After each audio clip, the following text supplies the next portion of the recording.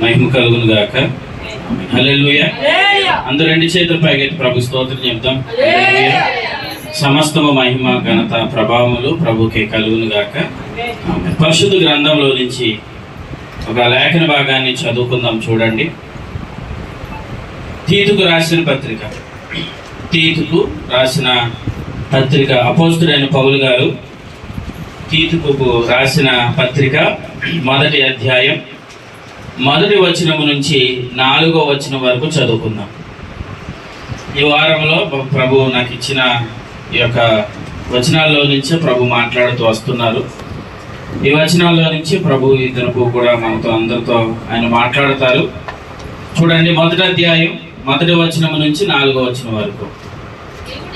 దేవుడు ఏర్పరచుకొనిన వారి విశ్వాసము నిమిత్తమును నిత్య జీవమును గూర్చిన నిరీక్షణతో కూడిన భక్తికి ఆధారమగు సత్య విషయమైన అనుభవ జ్ఞానము నిమిత్తమును దేవుని దాసుడను యేసుక్రీస్తు అపోస్తులుడైన పౌలు మన అందరి విశ్వాస విషయంలో నా నిజమైన కుమారుడకు తీతుకు శుభమని చెప్పి రాయినది.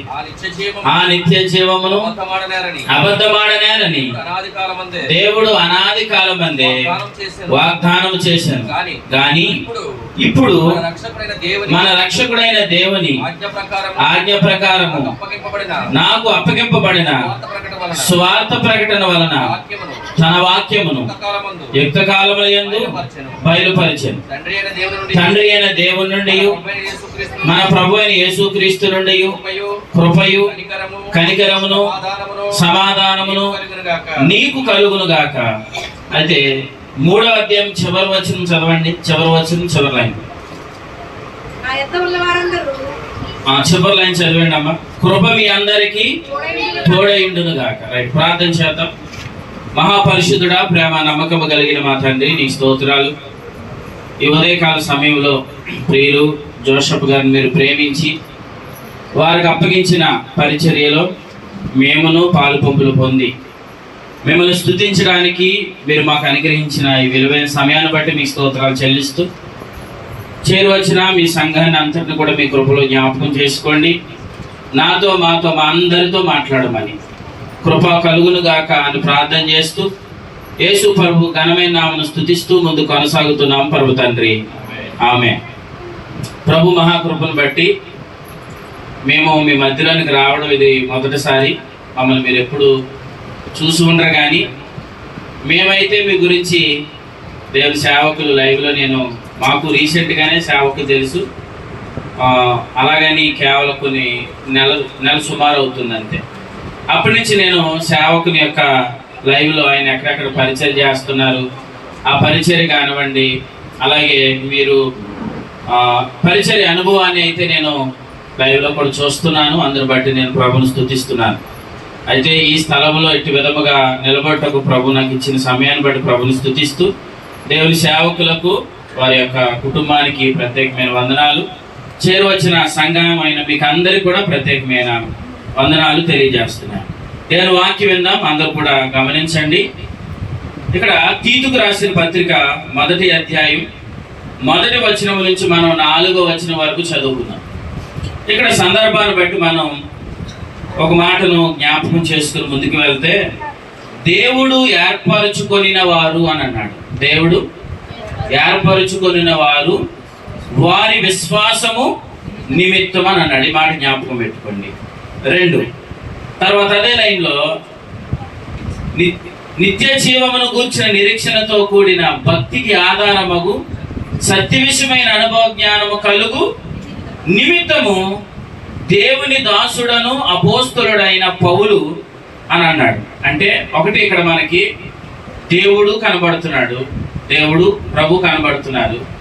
అదే వచనంలో మనకి దేవుని దాసుడను అపోస్తులుడైన పౌలు అని అంటూ మనందరి విశ్వాస విషయంలో నా నిజ కుమారుడైన తీతు అని ఒక సేవకుని గురించి చెప్తున్నాడు.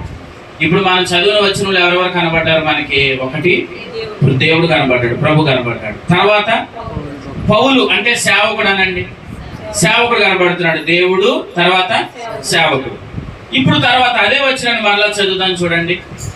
మనందరి విశ్వాసము అని అన్నాడు. మనమందరము అని అన్నాడు. మనమందరం అంటే ఎవరు చెప్పాలి? మనమందరం అంటే ఎవరు? మీరందరూ కూడా చాలా ఫ్రీగా ఉండొచ్చు, ఎందుకంటే మీకు అందరికి అర్థమయ్యేటట్లుగానే ప్రభు మీకు అందరికి నేర్పించదు కాక. ఎందుకంటే మనందరిలో ఎవరు ఉన్నారు? ప్రభు ఉన్నాడు కదా. ఆత్మ ప్రభు మనలో ఉన్నాడు. ఆయన మంచి బోధకుడా, కలవరపట్టే బోధకుడా? తేటగా బోధిస్తాడు. స్తోత్రం. ఆయన మీకు తేటగానే బోధించిన కాక. కానీ మీరు అందరూ రెస్పాండ్ అవ్వండి, మాట్లాడండి. మీరు మాట్లాడితే మీకు వాకి ఈజీగా అర్థమవుతుంది. ఇక్కడ మొట్టమొదటిగా దేవుడు మనకు కనబడుతున్నాడు. తర్వాత సేవకుడు కనబడుతున్నాడు. పౌలు గారు, తీతు, మొత్తం మీద సేవకుడు కనబడుతున్నాడు. ఇప్పుడు తర్వాత సంఘం అనండి. సంఘం కనబడుతుంది. దేవుడు, సేవకుడు, సంఘం కనబడుతుంది. అయితే ఇక్కడ మనం గమనిస్తే ఇప్పుడు అదే 4వ వచనంలో ఇలా అన్నాడు చూడండి. ఆ నిత్య జీవమును అబద్ధమాడనేరని దేవుడు అనాది కాలమందే వాగ్దానం చేశాడు. ఏమి ఇద్దామని? నిత్య జీవమును అబద్ధమాడనేరని దేవుడు అనాది కాలమందే ఏం చేశాడు? వాగ్దానం చేశాడు. ఎవరికి వాగ్దానం చేశాడు చెప్పండి? చెప్తారు మీరు. సంఘానికి. వెరీ గుడ్, చాలా బాగా చెప్పింది. సంఘానికి దేవుడు ఏమి ఇవ్వాలనుకున్నాడు? నిత్య జీవము అనండి. నిత్య జీవాన్ని ఇవ్వాలని దేవుడు ఎప్పుడు ఆలోచించాడంట?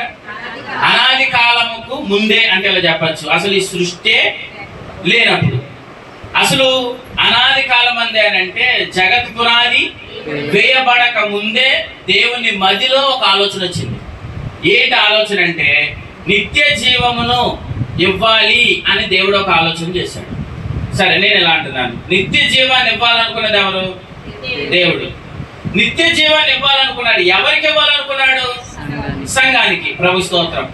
మరి ఇప్పుడు అనాది కాలంలో సంఘం ఉందా చెప్పాలి? అనాది కాలంలో సంఘం ఉందా? లేదు. సంఘం ఎప్పుడు వచ్చింది? ఇలా చెప్తున్నాను. సంఘం ఎప్పుడు వచ్చిందంటే యేసు ప్రభు ఈ లోకానికి వచ్చిన తర్వాత ఆయన మరణించి సమాధి చేయబడి 3వ దినమున ఆయన తిరిగి లేచిన తర్వాత ఆయన ఎక్కడికి వెళ్ళారు? నేరుగా పరలోకానికి వెళ్ళిన తర్వాత పరలోకము నుండి భూమి మీదకి ఎవరు వచ్చారు? పరిశుద్ధాత్మ ప్రభు వచ్చిన తర్వాత అపోస్తలుల కార్యం 2వ అధ్యాయం నుంచి సంఘం ప్రారంభించబడింది. ప్రభు స్తోత్రం చెప్పండి. అపోస్తలుల కార్యం 2వ అధ్యాయంలో సంఘం ప్రారంభించబడితే ఈ సంఘానికి నిత్య జీవాన్ని ఇవ్వాలని దేవుడు ఎప్పుడు ఆలోచన చేశాడు? ప్రభు స్తోత్రం. అంటే సంఘాన్ని దేవుడు ఎప్పుడు చూశాడు? అనాది కాలంలో చూశాడు. అప్పుడు ఆయన ఊహించాడు. అప్పుడు సంఘం గురించి మాట్లాడాడు. ఈ రోజు సంఘం మన కాలం ముందు కనబడుతుంది. ప్రభు స్తోత్రం. మనం చూసిన తర్వాత మాట్లాడతాం, కానీ దేవుడు అలా కాదు. చూడక ముందే మాట్లాడతాడు, త్వరలో అది కలుగుతుంది. ఆమె చెప్పండి. అదే విశ్వాసం. సృష్టి కలుగులుగా అన్నాడు. సృష్టి కలుగులుగా అన్నాడు. ముందు మాట్లాడాడు, తర్వాత చూశాడు. అంతేనా? అంటే మాట్లాడే ముందు అది ఎలా ఉంటుందో కూడా ప్రభు ఊహించాడా లేదా? అందుకే మన విశ్వాస పరిమాణం ఏ లెవెల్లోకి పెరగాలంటే అందరూ ఏం చెప్తారు? జరిగిందని చెప్తారు. మీరు టీవీ దగ్గర కూర్చున్నారు అనుకోండి, ఇది జరిగిందని చెప్తారు, కానీ ఎవరు జరగబోయేది చెప్పరు. కానీ దేవుని పిల్లలు ఏ అనుభవంలోకి వెళ్ళాలంటే ఆత్మ ప్రభు ద్వారా ఆత్మ ప్రత్యక్షతను పొందుకొని అసలు ప్రభు ఇలా చేయబోతున్నాడని మనం ముందుగా చెప్పే విశ్వాస పరిమాణాన్ని సంఘాన్ని దేవుడిచ్చింది కాక. ఆ కృప చాలా బాగుంటుంది. అయితే సంఘాన్ని దేవుడు ఎప్పుడో అనాది కాలానికి ముందే సంఘం అనేది వస్తుంది. ఆ సంఘానికి ఆయన ఏమి ఇవ్వాలనుకున్నాడు? నిత్య జీవం ఇవ్వాలనుకున్నాడు. నేను ఒక ప్రశ్న, నిత్య జీవం ఎవరికి ఇస్తాడు దేవుడు? ఆయన అంగీకరించిన వారికి. బాగా చెప్పారు. నేను ఒక మాట చూపిస్తాను. మత్తయి సువార్త చూడండి. మత్తయి సువార్త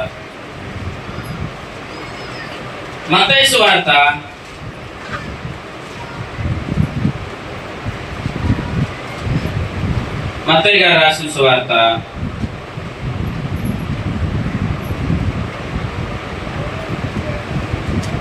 25వ అధ్యాయం 46 చదవండి. మత్తయి సువార్త 25వ అధ్యాయం 46. అక్కడ ఈ మాట అందరూ చూడండి. నీతిమంతులు నిత్య జీవమునకు పోవుదురానండి. నీతిమంతులు నిత్య జీవానికి వెళ్తారు. ఇప్పుడు చెప్పండి, నిత్య జీవానికి ఎవరు అర్హులు? నీతిమంతులు అర్హులు. ప్రభు స్తోత్రం.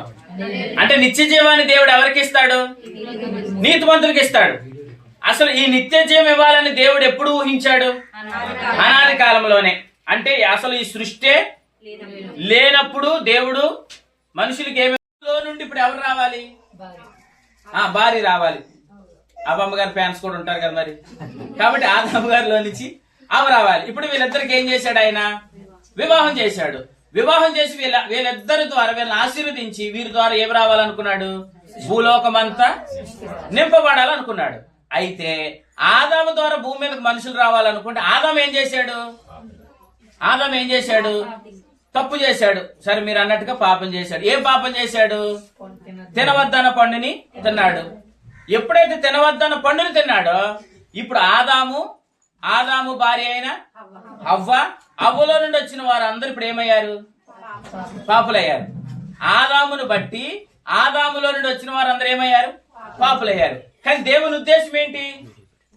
నీతిమంతులకు ఏమి ఇవ్వాలనుకున్నాడు? నిత్య జీవం ఇవ్వాలనుకున్నాడు. ఇప్పుడు ఆదాములో నుండి వచ్చిన వారు అందరూ ఎవరు? పాపులేనా? రోమపత్రిక 5:19 చదవండి. రోమిలకు రాసిన పత్రిక 5వ అధ్యాయం 19.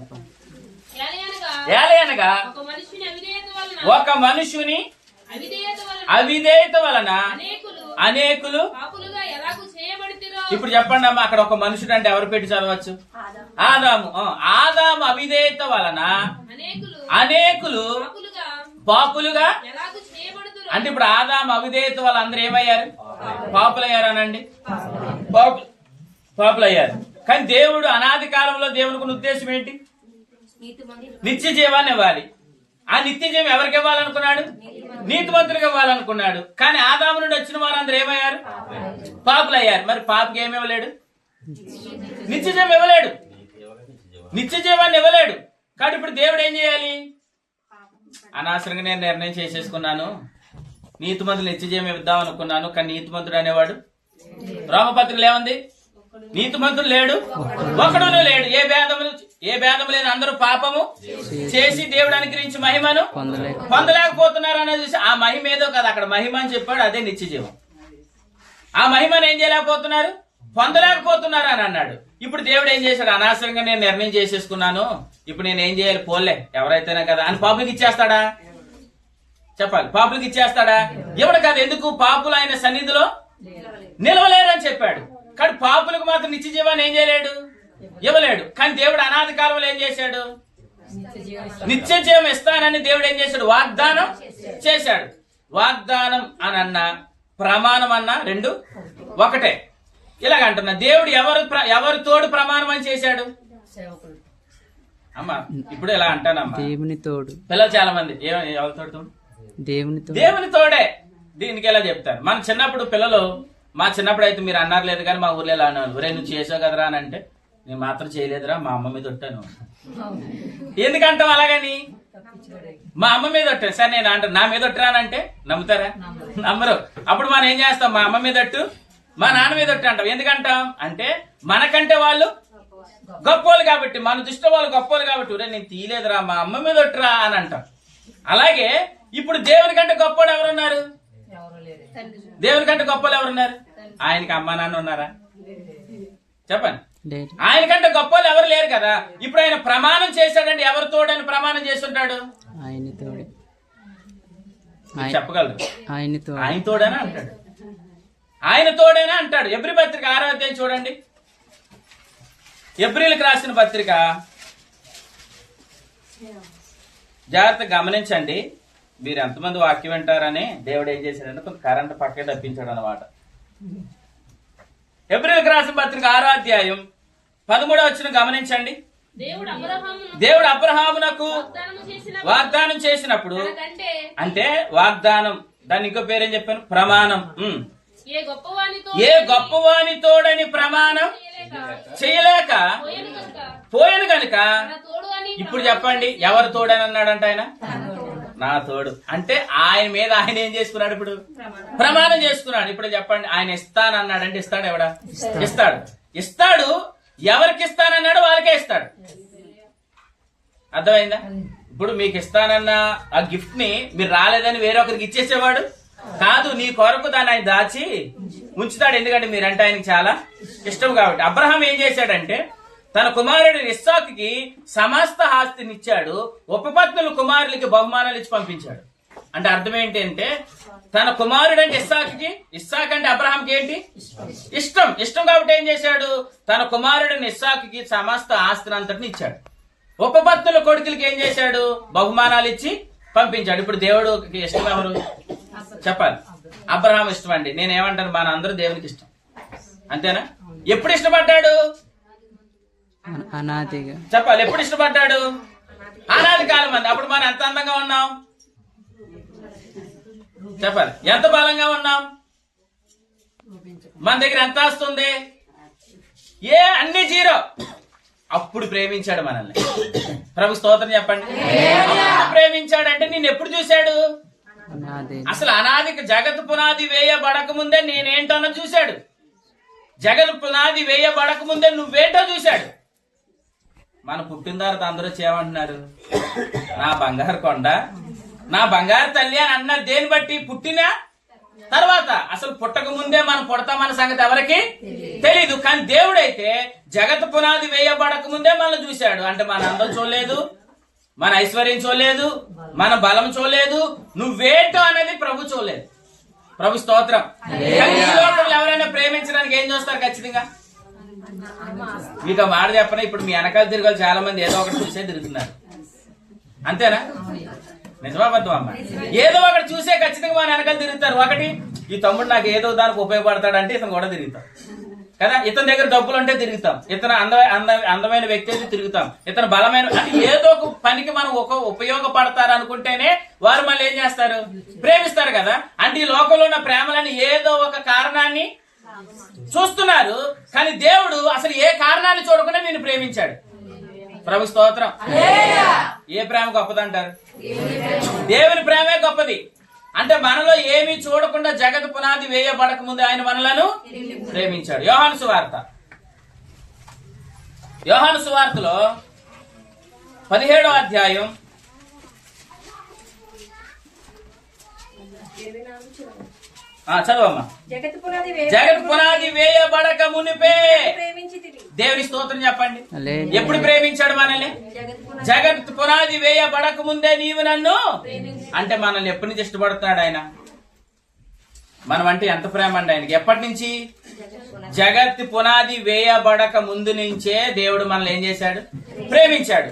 ప్రేమించి మనకి ఏమి ఇవ్వాలనుకున్నాడు? నిత్య జీవాన్ని ఇవ్వాలనుకున్నాడు. కానీ ఆదాముని బట్టి అందరూ ఏమయ్యారు? పాపులయ్యారు. ఇప్పుడు పాపులైన వారందరిని ఏం చేయాలి చెప్పొచ్చు? మీరు ఈజీగా చెప్పొచ్చు. ఇప్పుడు మనుషులందరికీ దేవుడు ఏమి ఇవ్వాలనుకున్నాడు? నిత్య జీవం ఇవ్వాలనుకున్నాడు. నిత్య జీవం ఇవ్వాలంటే ఎవరికి ఇవ్వగలడు? నీతిమంతులకే ఇవ్వగలడు. కానీ ఇప్పుడు ఆదాముని బట్టి అందరూ ఏమయ్యారు? పాపులయ్యారు. ఇప్పుడు ఈ పాపులైన వారందరిని ఏం చేయాలి? నీతిమంతులు చేయాలి. దేవునికి స్తోత్రం. పాపులైన వారందరిని ఏం చేయాలి? నీతిమంతులుగా చేయాలి. ఇప్పుడు చెప్పండి, ఇప్పుడు పాపులైన వారందరిని ఇప్పుడు దేవుడు ఏమన్నాడు? నీతిమంతులకు మారిపోండి అన్నాడు అనుకోండి. ఎంతమంది నీతిమంతులు అవుతారు? పాపులైన వారందరికీ దేవుడు ఎలా చెప్తున్నాడు? అమ్మా మీరు నీతిమంతులు అయిపోండి, మీరు నీతిమంతులు అయిపోండి, మీరు నీతిమంతులు అయిపోండి అని అన్నాడు అనుకోండి. ఎంతమంది నీతిమంతులు అవుతారు? సరే, ఒక 10 సంవత్సరాలు టైం ఇద్దామా? 10, 20 అమ్మా అవదా? 50, 100 అవదు. ఎప్పటికీ అవదు. ఎందుకనంటే ఏ మనుషుడు తాను క్రియలు బట్టి ఎప్పటికీ ఎన్నటికీ ఏం కాలేడు? నీతిమంతుడు కాలేడు. అమ్మ అర్థమైంది అన్నమాట. ఏ మనుష్యుడు, బైబిల్ అలా చెప్తుంది, ఏ శరీరియు ఏ మనుష్యుడు ఎన్నటికీ నీతిమంతుడు కాలేడు. దేని బట్టి? మన క్రియలను బట్టి ఎప్పటికేం కాలేము? నీతిమంతులు కాలేము. మరి నీతిమంతులకే దేవుడు ఏమిస్తానన్నాడు? నిత్య జీవాన్ని ఇస్తానన్నాడు. మరి ఇప్పుడు మనకేం కావాలి? నిత్య జీవం కావాలి. నిత్య జీవం కావాలంటే ఎవరికి ఇస్తాడు? నీతిమంతులకు ఇస్తాడు. మరి మనం అందరం ఏమై ఉన్నాం? పాపులమై ఉన్నాం. మరి పాపులందరినీ ఇప్పుడు ఆయన ఏం చేయాలి? నీతిమంతులు చేయాలి. మరి నీతిమంతులు చేయాలంటే ఆయన ఏం చేయాలి? ఆయన ఏం చేయాలంటే దేవుడు ఉన్న ఆయన నరరూపకి లోకానికి రావాలి. మీకు అర్థమైంది? మీకు దేవుడు కూడా ఆయన ఏం చేయాలి? నరరూపికి లోకానికి రావాలి. వచ్చిన ఆయన ఏం చేశాడు? మనందరి పాపములను చెప్పండి, ఇదిగో లోక పాపములు మోసుకొని పోతున్న దేవుని గొర్రెపిల్ల. అంటే ఇప్పుడు ఆయన మీద ఏం మోపబడ్డాయి? పాపములు మోపబడ్డాయి. ఆయన పాప ఆయన పాపి కాదు, ఆయన పరిశుద్ధుడు, నిర్దోషి, నిష్కల్మషుడు, పాపులలో చేరక ప్రత్యేకంగా బ్రతికిన వాడు. బైబిల్ అని చెప్తుంది ఆయన పాపము ఎరగని వాడు. 2, ఆయనలో పాపము లేదు, ఆయన పాపము చేయలేదు. కానీ ఆయన మీద ఏమున్నాయి? పాపములు. ఎవరివి? మనవి. అంటే మన పాపాలను ఎవరు తీసుకున్నారు? యేసు ప్రభు తీసుకున్నాడు కదా. ఇప్పుడు ఆ పాపములన్నిటికీ సిలువలో ఆయన ఏం పెట్టాడు? ప్రాణం పెట్టాడు. పెట్టాడంటే సమస్యను తీశాడా, సమస్యను ఉంచాడా? యేసు ప్రభు చనిపోయాడని ఎంతమంది నమ్ముతున్నారు? యేసు ప్రభు చనిపోయాడని నేను నమ్ముతున్నాను అందులో చేతులు ఎత్తండి అన్న. 1, 2, 3, 4, 5, 6. కొంతమంది చేతులు ఎత్తలేదంటే అర్థం ఏంటి? చనిపోయాడని నమ్ముతున్నారా? దేవుని స్తోత్రం. ఎందుకు చనిపోయాడు? మన పాపాల కొరకు చనిపోయాడు. సరే, నేను మన పాపాల కొరకు చనిపోయాడు అంటే పాపానికి డీల్ అయిందా లేదా? సమస్య తీరిందా తీరలేదా? అంటే ఇప్పుడు పాప ఎవరయ్యారు? పాపముగా ఎవరు చేయబడ్డారు? దేవుడు చేయబడ్డాడు. అసలు వాస్తవానికి ఆయన ఎవరు? నీతిమంతుడు. ఈ నీతిని ఎవరికి ఇచ్చాడు? దేవునికి స్తోత్రం. మన పాపములన్నీ ఆయన మీద మోపబడ్డాయి, ఆయన నీతి మనకి ఇవ్వబడింది. ఉందా బైబిల్ ఈ మాట? కొరింథీయులకు రాసిన 2వ పత్రిక చూడండి. కొరింథీయులకు రాసిన 2వ పత్రిక, కొరింథీయులకు రాసిన 2వ పత్రిక 19వ వచనం చదవండి. 5వ అధ్యాయం 19వ వచనం. అదేమనగా దేవుడు వారి అపరాధములను ఎవరండి? వారంటే ఎవరు? మనం. అబ్బా, బాగా చెప్పారు. దేవుడు మన అపరాధములు మన మీద మోపక ఏం చేశాడు? ఆయన 20వ వచనం చదవండి. 21 చదవండి. ఎందుకనగా మనం ఆయన యందు, అంటే దేవుడు మనల్ని ఎలా చూడాలనుకున్నాడు? అది దేవుని నీతి అగునట్లు యేసు ప్రభు ఎవరు? పాపము ఎరగని ఆయనను మన కోసం. అంటే యేసు ప్రభు ఎలా చేయబడ్డాడు? ఇప్పుడు పాపముగా చేయబడ్డాడు అనండి. పాపముగా. ఎందుకు ఆయన పాపముగా చేయబడ్డాడు? మనమందరం ఏమవ్వాలి? నీతిమంతులు అవ్వాలి. దేవునికి స్తోత్రం. అంటే మనం నీతిమంతులు అవ్వడానికి యేసు ప్రభు మన అందరి కొరకు ఏం చేయబడ్డాడు? పాపముగా చేయబడ్డాడు. అంటే ఇప్పుడు మన పాపాలన్నీ ఎవరి మీద మోపబడ్డాయి? యేసు ప్రభు మీద మోపబడ్డాయి. ఇప్పుడు ఆయన ఏమయ్యాడు? పాపముగా చేయబడ్డాడు. పాపముగా చేయబడ్డాడు కాబట్టి శిక్ష ఎవరు భరించారు? ఆయనే భరించాడు. అర్థమైందా? పరలోకం నుండి వచ్చిన అగ్ని ఎవరిని కాల్చింది? ఆయనే కాల్చింది. ఆ బాధను ఎవరు అనుభవించారు? ఆయన అనుభవించాడు. ఇప్పుడు ఆయన నీతిని ఏం చేశాడు? ప్రభు స్తోత్రం. ఆయన నీతిని ఎవరికి ఇచ్చాడు? మనకిచ్చాడు. అంటే ఇప్పుడు మనం అందరము నీతిని ఎలా పొందుకున్నాం? ఎలా పొందుకున్నాం? ఏం చెప్పినా పర్వాలేదమ్మా. ఇప్పుడు ఆయన పాపంగా చేయబడ్డాడు కదా. ఇప్పుడు ఆయన నీతి ఎవరికి ఇవ్వబడింది? మనకి ఇవ్వబడింది. మనకి ఎలాగొచ్చింది అంటున్నాను? పరిశుద్ధ రక్తం కార్చడం ద్వారా. యేసు ప్రభు మన కొరకు రక్తం కార్చాడని మనం ఏం చేశాం? విన్నాం, తర్వాత విశ్వసించాం. విశ్వసించిన వాడితో ఒప్పుకున్నాం. యేసు ప్రభువా, నేను పాపిని, నా పాపములు క్షమించిన నిన్ను బిడ్డగా చేర్చుకొని ఎప్పుడైతే మన రక్షణ ఒప్పుకోలు చేశామో ఆ రోజే మన పాపాలను ఆయన మీద తీయబడ్డాయి. ఆయన నీతి మనకి ఇచ్చాడు. ప్రభు స్తోత్రం చెప్పండి. పాపము ట్రాన్స్ఫర్ అయింది, నీతి ట్రాన్స్ఫర్ అయింది. అంటే నేనేమంటానంటే ఆయన నీతినే మనకిచ్చాడు. స్తోత్రం. ఆయన నీతినే మనకిచ్చాడు. అంటే ఇప్పుడు మనందరూ ఎవరైనా అర్థం? ప్రభు స్తోత్రం. నేను నీతిమంతుడు అన్న దేవుని స్తోత్రం చెప్పండి.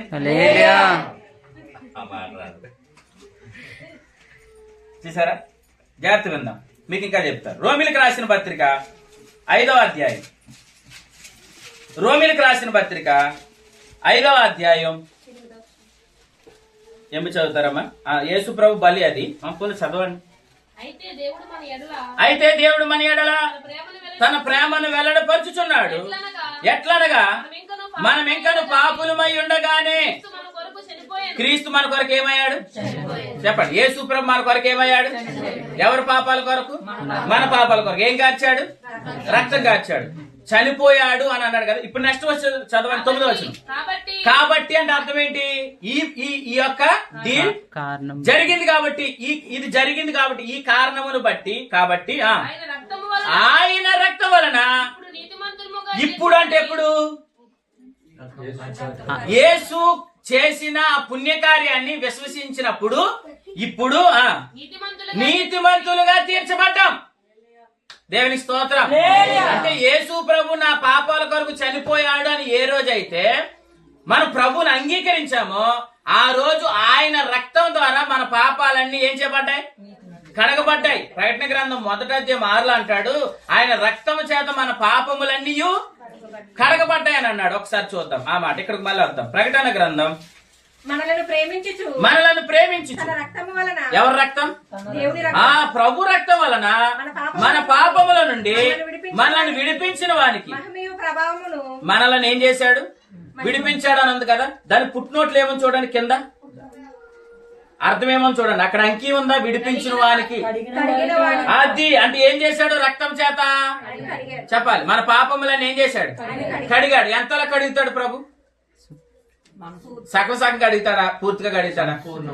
సంపూర్ణముగా. ప్రభు స్తోత్రం. సంపూర్ణముగా మన పాపములను ఏం చేశాడు?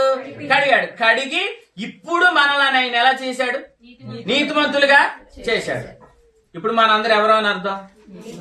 మీకు మాట చెప్పనా, మీరు ఈ సత్యం నమ్మినా నమ్మకపోయినా ప్రభు రక్తం ద్వారా కడగబడి మీరు అందరు నీతిమంతులు. హల్లెలూయా చెప్పండి. ఎందుకు? ఇది మన ద్వారా కలిగేది. మనం ఎంత కష్టపడినా, మన భూములు అమ్మినా, తపస్సు చేసినా, తీర్థయాత్రలు చేసినా, ఏ యాత్రలు చేసినా రాని ఉన్నతమైన అనుభవం కేవలం యేసు ప్రభు ద్వారా మనకి ఇవ్వబడింది. అర్థమైందా? అంటే ఇప్పుడు నీతిని ఎవరిచ్చారు మనకి? దేవుడే ఇచ్చాడు కదా. దీనికి ఒక పేరు పెట్టినా నీతి దానము. ఏ దానం? మనకి ఏ దానాలు తెలుసు?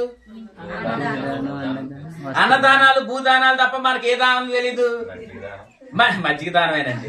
వాళ్ళు మజ్జిగ దానం, అన్నదానం, వస్త్రదానం, ఈ దానాలన్నీ తెలుసు. కానీ మనకు తెలియవలసిన అసలైన దానం ఏంటనుకుంటున్నారు? దేవుడే ప్రేమించి మనకు నీతిని దానంగా ఇచ్చాడు. దేవుడి స్తోత్రం. నీతిని ఏం చేశాడు? ఆయన దానంగా ఇచ్చాడు. ఎందుకు? నీతిని ఎందుకు దానంగా ఇచ్చాడు? మనం దాన్ని ఏం చేయలేం. దాన్ని మనం ఎప్పటికీ మనం సంపాదించుకోలేం. మన వల్ల కాదు. ఏ నరుడు, ఏ మనుష్యుడు దాన్ని ఏం చేయలేడు, సంపాదించుకోలేడు. మీకు ఇప్పుడు ఒక మాట ఎలా చెప్తాను. ఒకవేళ మనుషుడు తాను క్రియలను బట్టి ఒక నీతిమంతుడు అవ్వగలిగితే యేసు ప్రభు లోకానికి వచ్చి ప్రాణం పెట్టడం ఇంగ్లీష్ లో చెప్పండి. వేస్ట్. బూస్ట్ కాదు, వేస్ట్. ఏ వేస్ట్? నా క్రియల బట్టి నేను నీతిమంతుని అవ్వగలిగితే దేవుడుగా ఉన్న ఆయన నరరూపిగా వచ్చి ఈ లోకానికి వచ్చి ఆయన ప్రాణం పెట్టడం నిష్ప్రయోజనం, వేస్ట్ అని చెప్పాడు. గలతీ పత్రిక 2వ అధ్యాయం 21. రోమపత్రిక మళ్ళీ వద్దాం. గలతీ పత్రిక 2:21. ఈ వచనాలని మీకు తెలిసినవే, అయినా కానీ జాగ్రత్త వినండి. ప్రభు మనతో ఏం మాట్లాడతారో చూద్దాం. 2వ అధ్యాయం 21వ వచనం. నేను దేవుని కృపను నిరర్థకము చేయను. అదిగా ఈ మాట చూడండి. నీతి ధర్మశాస్త్రం వలనైతే ఆ పక్షమందు క్రీస్తు చనిపోయినది నిష్ప్రయోజనం అనండి. నిష్ప్రయోజనం అంటే ఇంగ్లీష్ లో ఏమంటారు? వేస్ట్ అంటారు. ఎందుకు? ఏంటా వచ్చిన అర్థం? నేను నీతిమంతుడు అవ్వడం అనేది నేను చేసే క్రియల వలన అయితే ఆ పక్షమందు యేసు ప్రభు చనిపోవడం వేస్ట్ అంటున్నాడు. అంటే మన క్రియలు బట్టి మనం ఏం కాలేమని? మనం నీతిమంతులు కాలేమని. మనం నీతిమంతులు కాలేము కాబట్టి మన కొరకు ఎవరు ప్రాణం పెట్టారు? యేసు ప్రభు ప్రాణం పెట్టాడు. మన కొరకు ఆయన ఏం చిందించాడు? రక్తాన్ని చిందించాడు. ఆ రక్తం ద్వారా మన పాపాలన్నీ ఏం చేశాడు? కడిగాడు. కాబట్టి ఇప్పుడు మనందరూ ఏమయ్యాం? నీతిమంతులయ్యా. అంటే ఇప్పుడు ఆ నీతిని మనకి ఎలాగిచ్చాడు? ఆయన ఎలా ఇచ్చాడు? ఆయన రక్తం ద్వారా మన పాపాన్ని కడిగి నీతిని మనకి జీతంగా ఇచ్చాడా, దానంగా ఇచ్చాడా? చెప్పాలి. జీతంగా ఇస్తే మనం ఏం చేసినట్టు? అది వెరీ గుడ్. ప్రభు స్తోత్రం. పని చేసినట్టు. పని చేసామా? విశ్వసించామా? విశ్వసించాం. పని చేసి ఇచ్చాడు అనుకోని దాన్ని ఏమంటారు? జీతం అని అంటారు. జీతం అయితే ఇప్పుడు నీకు దేవుడు జీతాన్ని ఇచ్చాడు అనుకోండి, ఆయన ఇప్పుడు నీకేమవుతాడు? ఆయన వెరీ గుడ్. అబ్బా, నిజంగా మీరు పోషించబడుతున్న విధానం బట్టి దేవుడి స్తోత్రం. మీ సంఘాన్ని దేవుడు ఇంకా బహుగా దీవించింది కాక. దేవుడు మనకి జీతంగా ఇచ్చాడు అనుకోండి, ఆయన ఏమవుతాడు? మనకి యజమానుడు అవుతాడు. మనం ఏమవుతాం? దాసులం అవుతాం. అయితే జగత్ పునాది వేయబడక ముందే దేవుడు మనల్ని ఎలా ఉండాలని కోరుకున్నాడు? నీతిమంతులుగా ఉండాలనుకున్నాడు కదా. ఎఫెసీ పత్రిక 1వ అధ్యాయం 4వ వచనంలో ఇలా అన్నాడు, జగత్ పునాది వేయబడక మన అందరూ ఆయన కుమారులుగా చేసుకోవాలనుకున్నాడు. చూడండి అన్నమాట. ఎఫెసీ పత్రిక ఎట్లనగా తాను ప్రియనియందు ఉచితంగా మనకు అనుగ్రహించిన తన కృపా మహిమకు కీర్తి కలిగినట్లు తన చిత్త ప్రకారమైన సంకల్పము చొప్పున యేసుక్రీస్తు ద్వారా అది చెప్పండి ఎలా ఉండాలనుకున్నాడు మనం కుమారులు అమ్మా ఎలా చూడండి నిత్య జీవం ఎవరికి ఇస్తా అన్నాడు నీతిమంతులకి ఇప్పుడు ఈ వచనాన్ని బట్టి చెప్పండి కుమారులకి దేవుని స్తోత్రం అంటే దేవుడు ఎవరికి ఇవ్వాలనుకున్నాడు నీతిమంతులకి కుమారులకి ఇవ్వాలనుకున్నాడు కదా కుమారులకి ఇవ్వాలనుకుంటే ఇప్పుడు నీతిని ఆయన మనకి ఎలాగివ్వలేదు జీతంగా ఇవ్వలేదు జీతంగా ఇచ్చాడు అనుకోండి ఆయన మనకి ఏమవుతాడు యజమానుడు మనం ఏమవుతాం దాసులం అవుతాం ఆ బంధం సరైన బంధం కాదు అర్థమైంది దేవుడు మనకి ఎలా ఉండాలనుకున్నాడు తండ్రిగా ఉండాలనుకున్నాడు మనం ఎలా ఉండాలనుకున్నాడు కుమారులుగా ఉండాలనుకున్నాడు ఇప్పుడు నీతిని నువ్వు కష్టపడి సంపాదించుకో అని అన్నాడు అనుకోండి అప్పుడు నీతి ఏమైంది జీతమైంది అప్పుడు ఆయన మనకి ఏమవడు తండ్రి అవడు అందుకే నీతిని మనకి ఎలాగిచ్చాడు ఆయన దానంగా ఇచ్చాడు కాబట్టి ఇప్పుడు ఆయన మనకి ఏమయ్యాడు తండ్రి అయ్యాడు రోమపత్రిక రండి ఇప్పుడు రోమిలికి రాసిన పత్రిక 5వ అధ్యాయం మనం ఏం పొందామో చూడండి నీతిని 5వ అధ్యాయం 17వ వచనం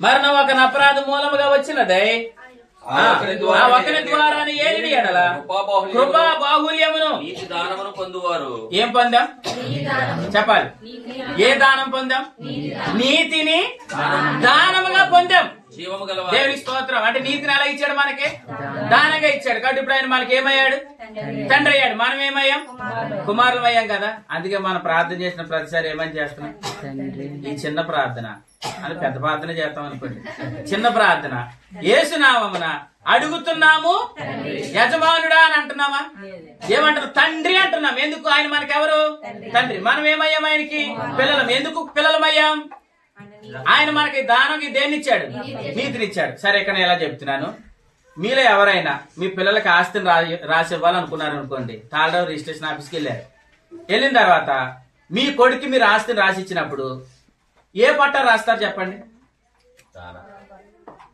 మీ కొడుకు మీ ఆస్తిని రాసి ఇచ్చినప్పుడు రిజిస్ట్రేషన్ చేయించేస్తానండి మా కొడుక్కి అని అన్నారు అనుకోండి అప్పుడు ఏ పట్టా రాస్తారు చెప్పనా దానా పట్టా రాస్తారు దానా పట్టా ఎందుకు రాస్తారంటే తండ్రి ఆస్తి పిల్లలకి ఇచ్చేదాన్ని ఏమంటారంటే దానం చేయడం అని అంటారు అర్థమైందా అంటే ఆ పట్టాన్ని ఏమంటారు దానా పట్ట అంటారు ఒక వ్యక్తి నుండి మరొక వ్యక్తి కొనుక్కుంటున్నప్పుడు దానా పట్ట రాయరు ఒక వ్యక్తి నుంచి మరొక వ్యక్తి కొనుక్కుంటున్నాడు కానీ తండ్రి దగ్గర నుంచి కుమారుడు తీసుకునే దాన్ని ఏమంటారు దానా పట్ట అంటారు అంటే నేనేమంటానంటే ఇప్పుడు నీతిని మనకు ఎలాగిచ్చాడు దానంగా ఇచ్చాడంటే ఆయన మనకి ఎలా ఉండాలనుకున్నాడు తండ్రిగా ఉండాలి మనం ఎలా ఉండాలనుకున్నాడు కుమారులుగా ఉండాలనుకున్నాడు ప్రభు స్తోత్రం చెప్పండి నీతిని ఎలాగిచ్చాడు దానంగా ఇచ్చాడు ఇప్పుడు చెప్పండి మనమందరం ఎవరు యేసు ప్రభు రక్తంలో కడగబడిన వారం మనమందరం దేవుని పిల్లలం నీతిని దానముగా పొందిన వారం కాబట్టి మనం అందరం ఎవరు ఇప్పుడు దేవునికి స్తోత్రం నేను నీతిమంతున్నా వాళ్ళు దేవుని స్తోత్రం చెప్పండి మీ మనసులో ఒకటి ఉంది చెప్పనా నేను ఎలాగైపోయానండి నేను నిన్నే బూతులాడానండి నేను నిన్నే రాత్రే మొగల రేపు సీరియల్ చూపించానండి అంటే మనం ఎలా ఫీల్ అవుతాం నేనేమంటానంటే అది జీవితం దాని భక్తి అంటారానండి ఏంటది భక్తి అంటే జీవితం భక్తి కొనసాగింపు అంటారు దాన్ని కానీ యేసు ప్రభు నమ్మగా మనకు ఆయనతో సంబంధం కలిగింది దీన్ని ఏమంటారంటే రక్షణ అంటారు చెప్పండి ఏంటిది రక్షణ తర్వాత జరిగేది కొనసాగింపు ఆ కొనసాగింపులోనే వీటన్నిటిని మనం జయించగలుగుతాం ప్రభు స్తోత్రం చెప్పండి ఇప్పుడు ఇలా అంటామండి రక్షణ పొందిన వారందరికీ ఏమంటారు రక్షణ ఆనందం అంటారు అంతేనా రక్షణ పొందిన వారందరికీ ఏముంది రక్షణ ఆనందం ఉంది నిజంగా నువ్వు రక్షణ ఆనందాన్ని అనిపిస్తున్నావు అనుకోండి సీరియల్తో మనం ఆనందించవలసిన పని లేదు అంతేనా సెల్ ఫోన్ లో టైం గడపాల్సిన పని అంటారా సెల్ ఫోన్ లో టైం ఎందుకు గడుపుతున్నాం ఎందుకురా సెల్ చూస్తున్నాం అంటే టైం పాస్ కంట అంటే మనకి ఏమర్థమైంది ఈ సెల్ ఫోన్ లో మనం ఏం వెతుకున్నాం ఆనందం వెతుకున్నాం నిజంగా నీకు రక్షణ ఆనందం కలిగితే దీంట్లో నువ్వు ఆనందం వెతుకో అంతేనా అంటే మనం చేసే ప్రతి ఏ చెడు పనిలోనైనా మనం ఏం వెతుకున్నాం ఆనందం ఎందుకు వెతుకున్నాం ఆనందం మనకు రక్షణ ఆనందం లేదు రక్షణ ఆనందం ఎందుకు లేదు చెప్ప రక్షణ ఆనందం ఎందుకు లేదు అది ఎందుకు లేదో నేను చెప్తాను. ఇది మీరు మనసులో పెట్టుకోండి. యేసు ప్రభు నమ్మక ఆయన రక్తం ద్వారా మనందరం ఏమయ్యాం?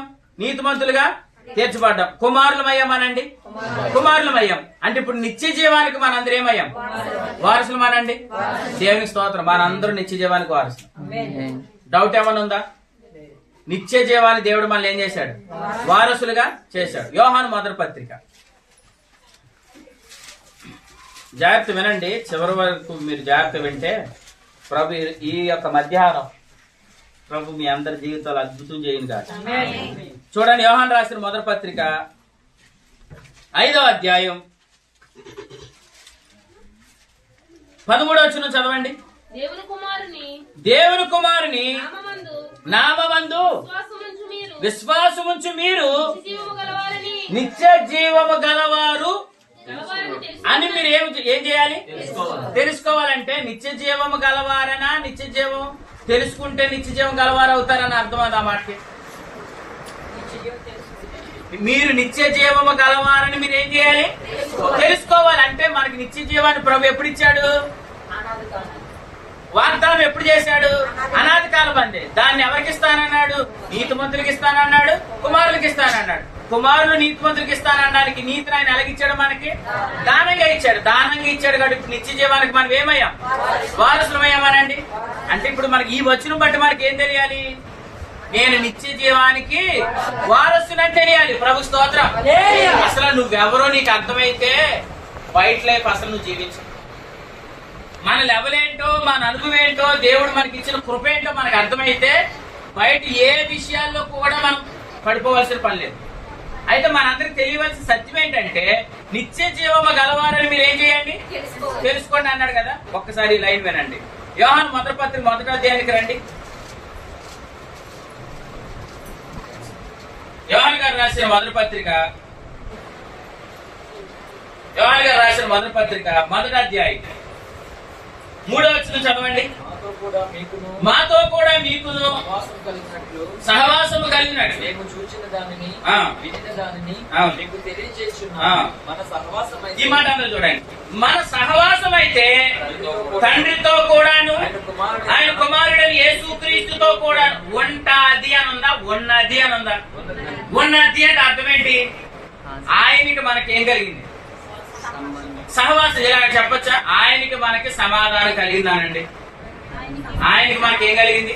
సమాధానం. ఒకప్పుడు ఏముంది? ఆయనకి మనకి వివాదం ఉంది. అందుకే యెషయా గ్రంథంలో ఏమంటాడు? రండి మన వివాదం తీర్చుకుందాం రండి అన్నాడు. ఇప్పుడు ఆ వివాదం ఎవరు తీర్చారు? మధ్యవర్తిగా వచ్చి ప్రభు అయిన యేసుక్రీస్తు ప్రభు వచ్చి ఆ వివాదాన్ని ఆయన ఏం చేశాడు?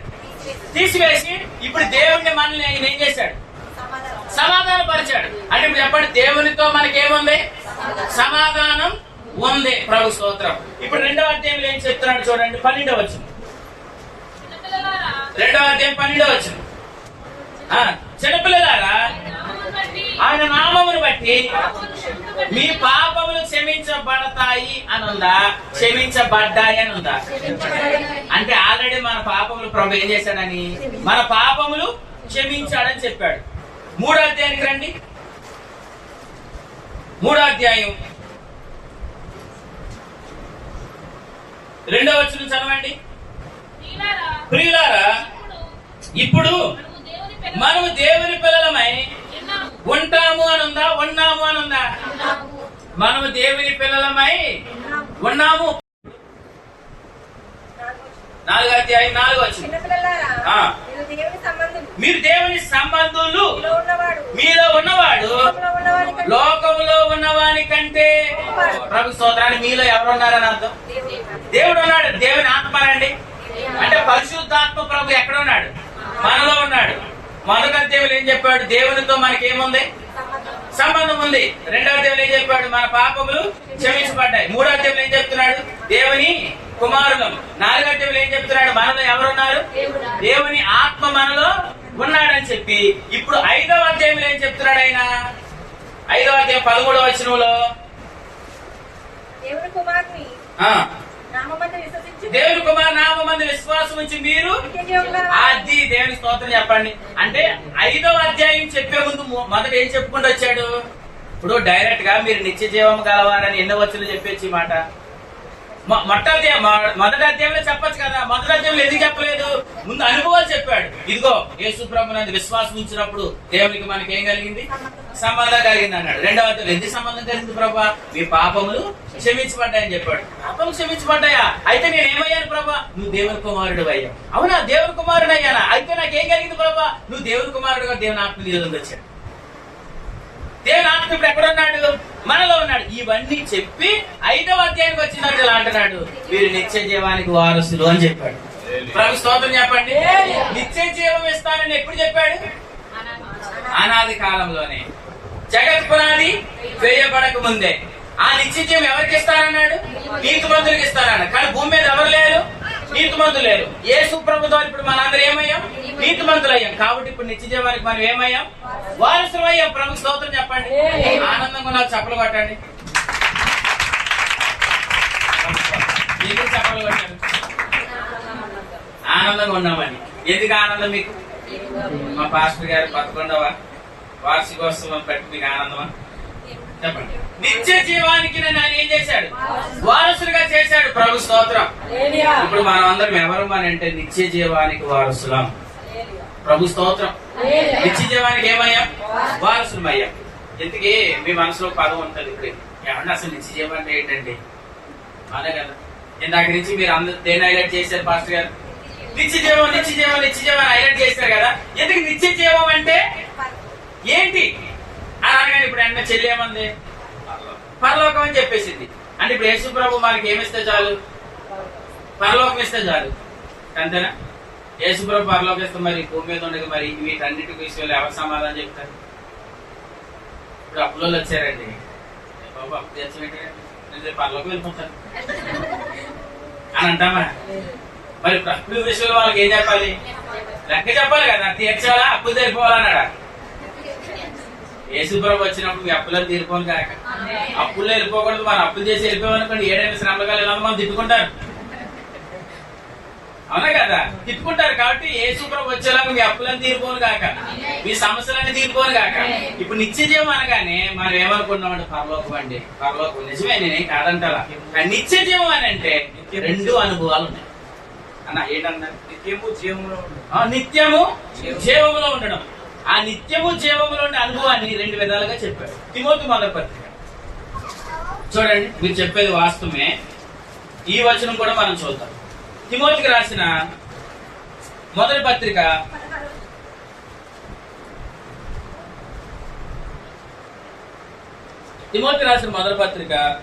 4వ అధ్యాయం 8వ వచనం చదవండి. శరీర సంబంధమైన సాధకము కొంచెము మట్టికే ప్రయోజనకరము గాని దైవభక్తి ఇప్పటి జీవం విషయంలోను రాబోవు జీవం విషయంలోను. ఇప్పుడు చెప్పండి, వాగ్దానం అనేది ఎక్కడ చదివాం మనం? తీతు పత్రికలో చదివాం. దేవుడు అనాది కాలం అందరూ ఏం చేశాడు? వాగ్దానం చేశాడు. ఆ వాగ్దానం ఏంటి? నిత్య జీవం కదా. ఆ నిత్య జీవం అంటే ఇక్కడ చెప్పాడు 2 ఏంటంటే, ఒకటి రాబోవు జీవము, ఇంకోటి ఏమన్నాడు? ఇప్పటి జీవం. ఇప్పటి జీవం అంటే ఏంటి? యేసు ప్రభు వచ్చేంత వరకు మనం ఎక్కడ ఉండాలి? భూమి మీద ఉండాలనండి. యేసు ప్రభు వస్తే ఎక్కడ ఉంటాం? మహిమలో ఉంటాం. యేసు ప్రభు వచ్చిన తర్వాత మన మహిమలోకి వెళ్ళిపోయిందని సిటీ బాధ్యత ఏమైనా బాధ ఉంటుందా? అక్కడికి వెళ్ళిపోయిన ఏ బాధ ఉంటుందా? రోగం ఉంటుందా? బలహీనత ఉంటుందా? ఏమీ ఉండదు. సమస్యలు లేని, ఏడుపు లేని లోకానికి మనం వెళ్ళిపోతాం. ఆమేన్. ఎప్పుడు? రేపు ప్రభు వచ్చిన తర్వాత కదా. ఆ జీవాన్ని ఏమంటారు? రాబోవు జీవం అనండి. రాబోవు జీవం అది. దాంట్లో ఇరికి లేదు, ఇబ్బంది లేదు, వేదన లేదు, బాధ లేదు. కానీ ఇప్పటి జీవం ఉంది. ఇప్పటి జీవం అంటే అర్థం ఏంటి? యేసు ప్రభుని అంగీకరించి మరలా మనం నిద్రించేంత వరకు, లేదా యేసు ప్రభుని అంగీకరించి యేసు ప్రభు వచ్చి మనం తీసుకెళ్లిపోయేంత వరకు మనం ఎక్కడ ఉండాలి? ఇలా చెప్పాడు. ఈ శరీరంలో ఉండాలనండి. ఈ శరీరంలో ఉండాలి. 2 ఈ లోకంలో ఉండాలి. తీతు పత్రిక 3:13 అన్నాడు ఈ లోకంలో అని అన్నాడు. అర్థమైందా? గలతీ పత్రిక 2:21, గలతీ పత్రిక 2:20 వచ్చిన ప్రకారం ఈ శరీరంలో ఉండాలి. అంటే యేసు ప్రభు వచ్చేంత వరకు ఎక్కడ ఉండాలి? ఈ శరీరంలో ఉండాలి. మరి ఈ శరీరంలో రోగాలు ఉంటాయా ఉండవా? బలహీనతలు ఉంటాయా ఉండవా? మరి వాటి విషయంలో ఎవరు లెక్క తేల్చాలి? వాటి విషయం ఎవరు చూసుకోవాలి? రాబో జీవాన్ని ఎవరిచ్చాడు? దేవుడే ఇచ్చాడు. మరి ఎప్పటి జీవంలో బలహీనతలు ఉంటాయి ఉండవా? సమస్యలు ఉన్నాయా లేదా? మన కుటుంబంలో ఇబ్బందులు ఉన్నాయా లేదా? మరి వాటన్నిటి విషయంలో కూడా దేవుడే జయమిస్తాడు. అంటే ప్రభులోకి వచ్చిన వారికి ఎన్ని ఉపయోగాలు ఉన్నాయి? ప్రభులోనికి వచ్చిన వారికి ఎన్ని ఉపయోగాలు ఉన్నాయి చెప్పండి. రెండోనండి, ఒకటేంటి? ఎప్పటి జీవం? రాబో జీవం. రాబో జీవం అంటే ఎప్పుడు ప్రభుతో ఉండే కాలం. ఇప్పుడు ఎప్పటి జీవం అంటే అర్థం ఏంటి?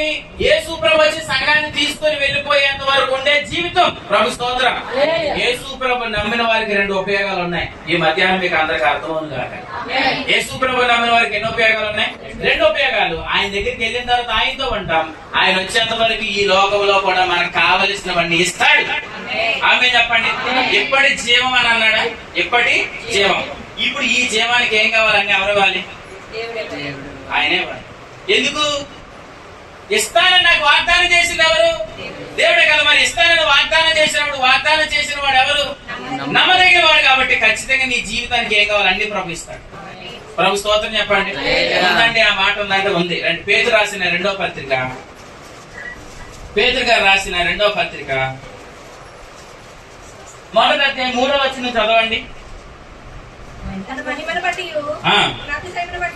తన మహిమను బట్టి గుణాతిశయమును బట్టి మనల్ని పిలిచిన వారిని కూర్చిన అనుభవ జ్ఞానం మూలముగా.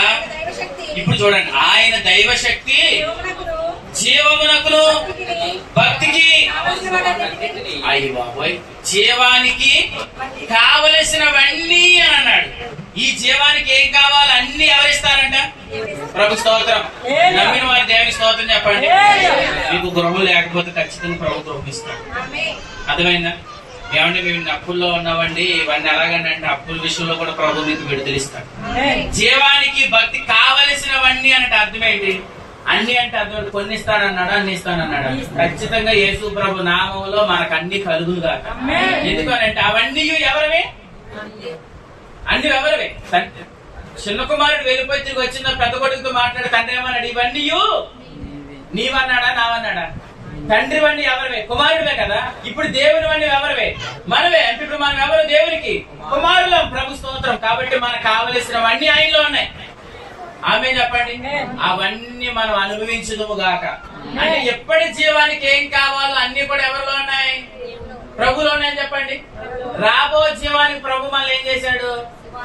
వారసులుగా చేశాడు. అంటే రేపు ప్రభు వచ్చినప్పుడు మనందరం ఆయనతో ఉంటామా? డౌట్ ఏమైనా ఉందా? చెప్పాలి.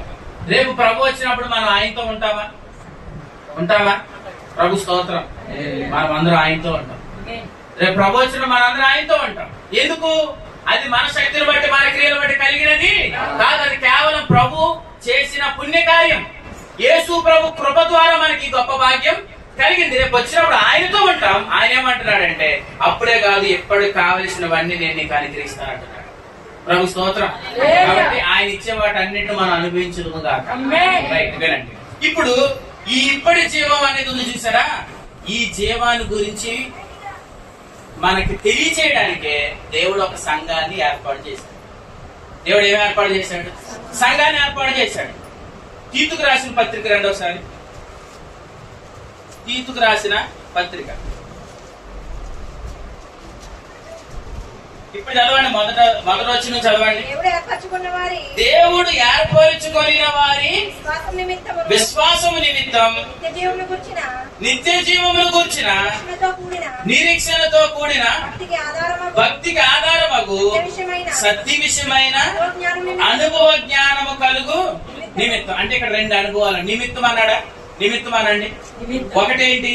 మనం అందరం రక్షణ పొందాలి. ఒకటి.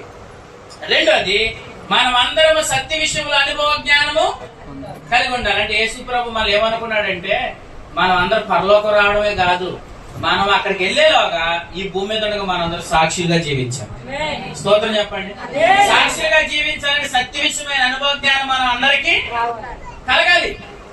తిమోతి మొదటి పత్రిక ఇలా అంటాడు కదా, మొదటి పత్రిక 2:4 వచనంలో మనం అందరము రక్షణ పొందవలెను, అంతేకాదు మనమందరం సత్య విషయంలో అనుభవ జ్ఞానం గలవారిగా ఉండాలని దేవుడు నిశ్చయించుతున్నాడు. అంటే రక్షణ పొందడం ఒకటే కాదు, వినాలందరూ, రక్షణ పొందడం ఒకటే కాదు, అందరూ సత్య విషయమైన అనుభవ జ్ఞానం కలిగి ఉండాలి. సత్య విషయమైన అనుభవ జ్ఞానం కలిగి ఉన్న వారికి ఏం కలుగుతుంది? ఇప్పటి జీవాన్ని అనుభవిస్తారు. ప్రభు స్తోత్రం. ఇప్పుడు మీరు అందరూ యేసుప్రభుని అంగీకరించారు కదా, ఎవరైతే అంగీకరించారో రాబో జీవానికి మీరు ఏమయ్యారు? వారసులయ్యారు. కానీ యేసుప్రభు వచ్చేలా ఎప్పటి జీవాన్ని మనం ఏం చేయాలి? అనుభవించాలి. ఎప్పటి జీవాన్ని అనుభవించాలంటే సత్య విషయమైన అనుభవ జ్ఞానాన్ని ఎక్కడ బోధిస్తారు? సంఘంలో బోధిస్తారు. ఇప్పుడు సంఘానికి మనం ఏం చేయాలి చెప్పాలి? సంఘాన్ని మనం ఏం చేయాలి? సంఘ సహవాసాన్ని మనం ఎంత ప్రేమిస్తున్నామో దాన్ని బట్టి మనకి సత్య విషయమైన అనుభవ జ్ఞానం కలుగుతుంది. సత్య విషయమైన అనుభవ జ్ఞానం ఎంతైతే మనకు కలుగుతుందో మనలో నుంచి భక్తి కలుగుతుంది. ప్రభు స్తోత్రం. ఆ భక్తి నేను ఎక్కడికి నడిపిస్తుందంటే ఇప్పటి జీవంలో నీకున్న ప్రతి లోటుని తీరుస్తుంది.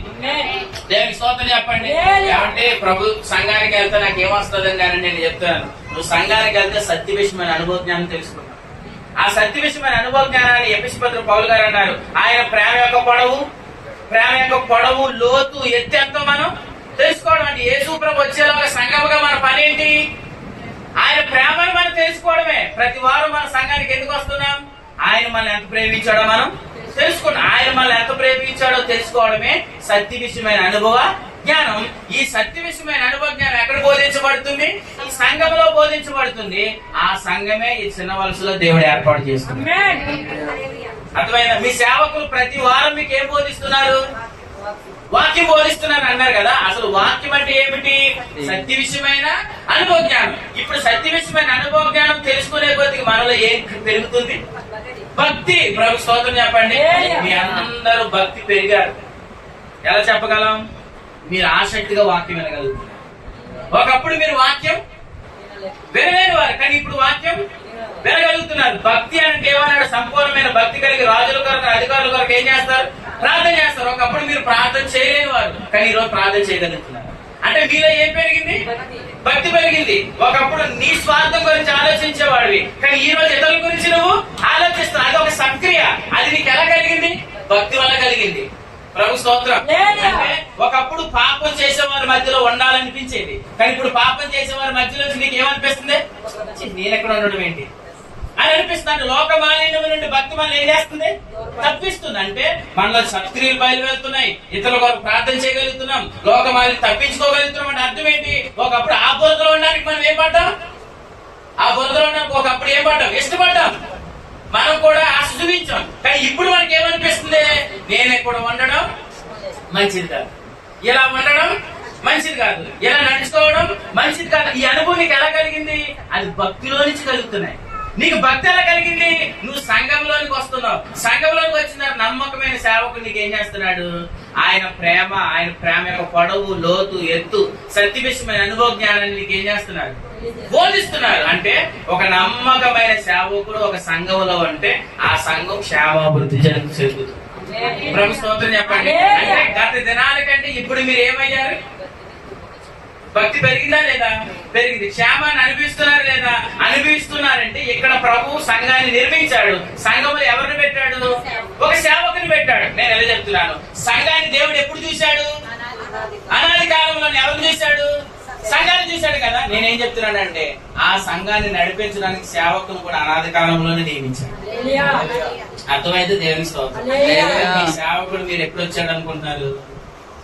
ఆయనండి 11 సంవత్సరాల క్రితం వచ్చాడు. లేదు, అసలు జగత్ పునాది వేయబడక ముందే దేవుడు తన సేవకుని లేపాడు. ప్రభు స్తోత్రం చెప్పండి. అంటే సేవకుడు ఎప్పుడు ఉన్నాడు? అనాది కాలంలోనే సేవకుడు ఉన్నాడు. జోసెఫ్ గారు ఇప్పుడు కాదు, అనాది కాలంలోనే ఉన్నారు. మీకు వాక్యం బోధిస్తుంది. ఇప్పుడు నేను ఇప్పుడున్నవాడిని కాదు. అనాది కాలంలోనే దేవుడు తన సేవకులను ఏం చేసుకున్నాడు? లేపుకున్నాడు. అనాది కాలంలో దేవుడు ఏర్పాటు చేసుకున్నాడు. ప్రభు స్తోత్రం.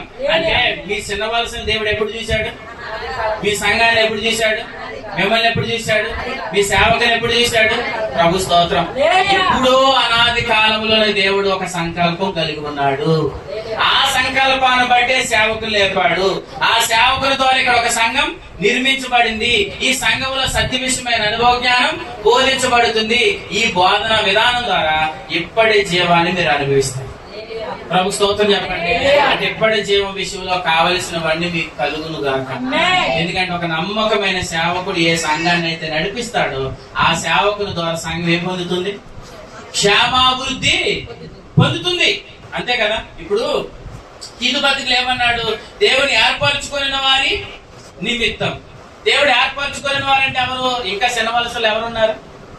ఏర్పరచుకోవలసిన వారు కొంతమంది ఉన్నారు కదా, వాళ్ళందరి కొరకు సేవకుడు ఉన్నాడు. ఇప్పుడు చెప్పండి, మనందరి విశ్వాసం కొరకు అంటే ఎవరి కొరకు? ఈ లోపల ఉన్న వారందరి కొరకు సేవకుడు ఉన్నాడు. బయట ఉన్న వారి కొరకు ఉన్నాడు. అంటే బయట ఉన్న వాళ్ళందరికీ యేసు ప్రభుని యొక్క సువార్త చెప్పి వాళ్ళందరినీ ఎక్కడ తీసుకురావాలి? సంఘంలో తీసుకురావాల్సిన బాధ్యత ఎవరికి ఇచ్చాడు? సేవకుడికి ఇచ్చాడు. అంతేకాదు సంఘంలోనికి వచ్చిన వారందరిని పోషించవలసిన బాధ్యత కూడా ఎవరికి ఇచ్చాడు? సేవకుడికి ఇచ్చాడు. అంటే సేవకుడికి ఎన్ని బాధ్యతలు ఉన్నాయి? 2 బాధ్యతలు ఉన్నాయి. మీకు ఎక్కువ పని ఉందా, ఆయనకి ఎక్కువ పని ఉందా?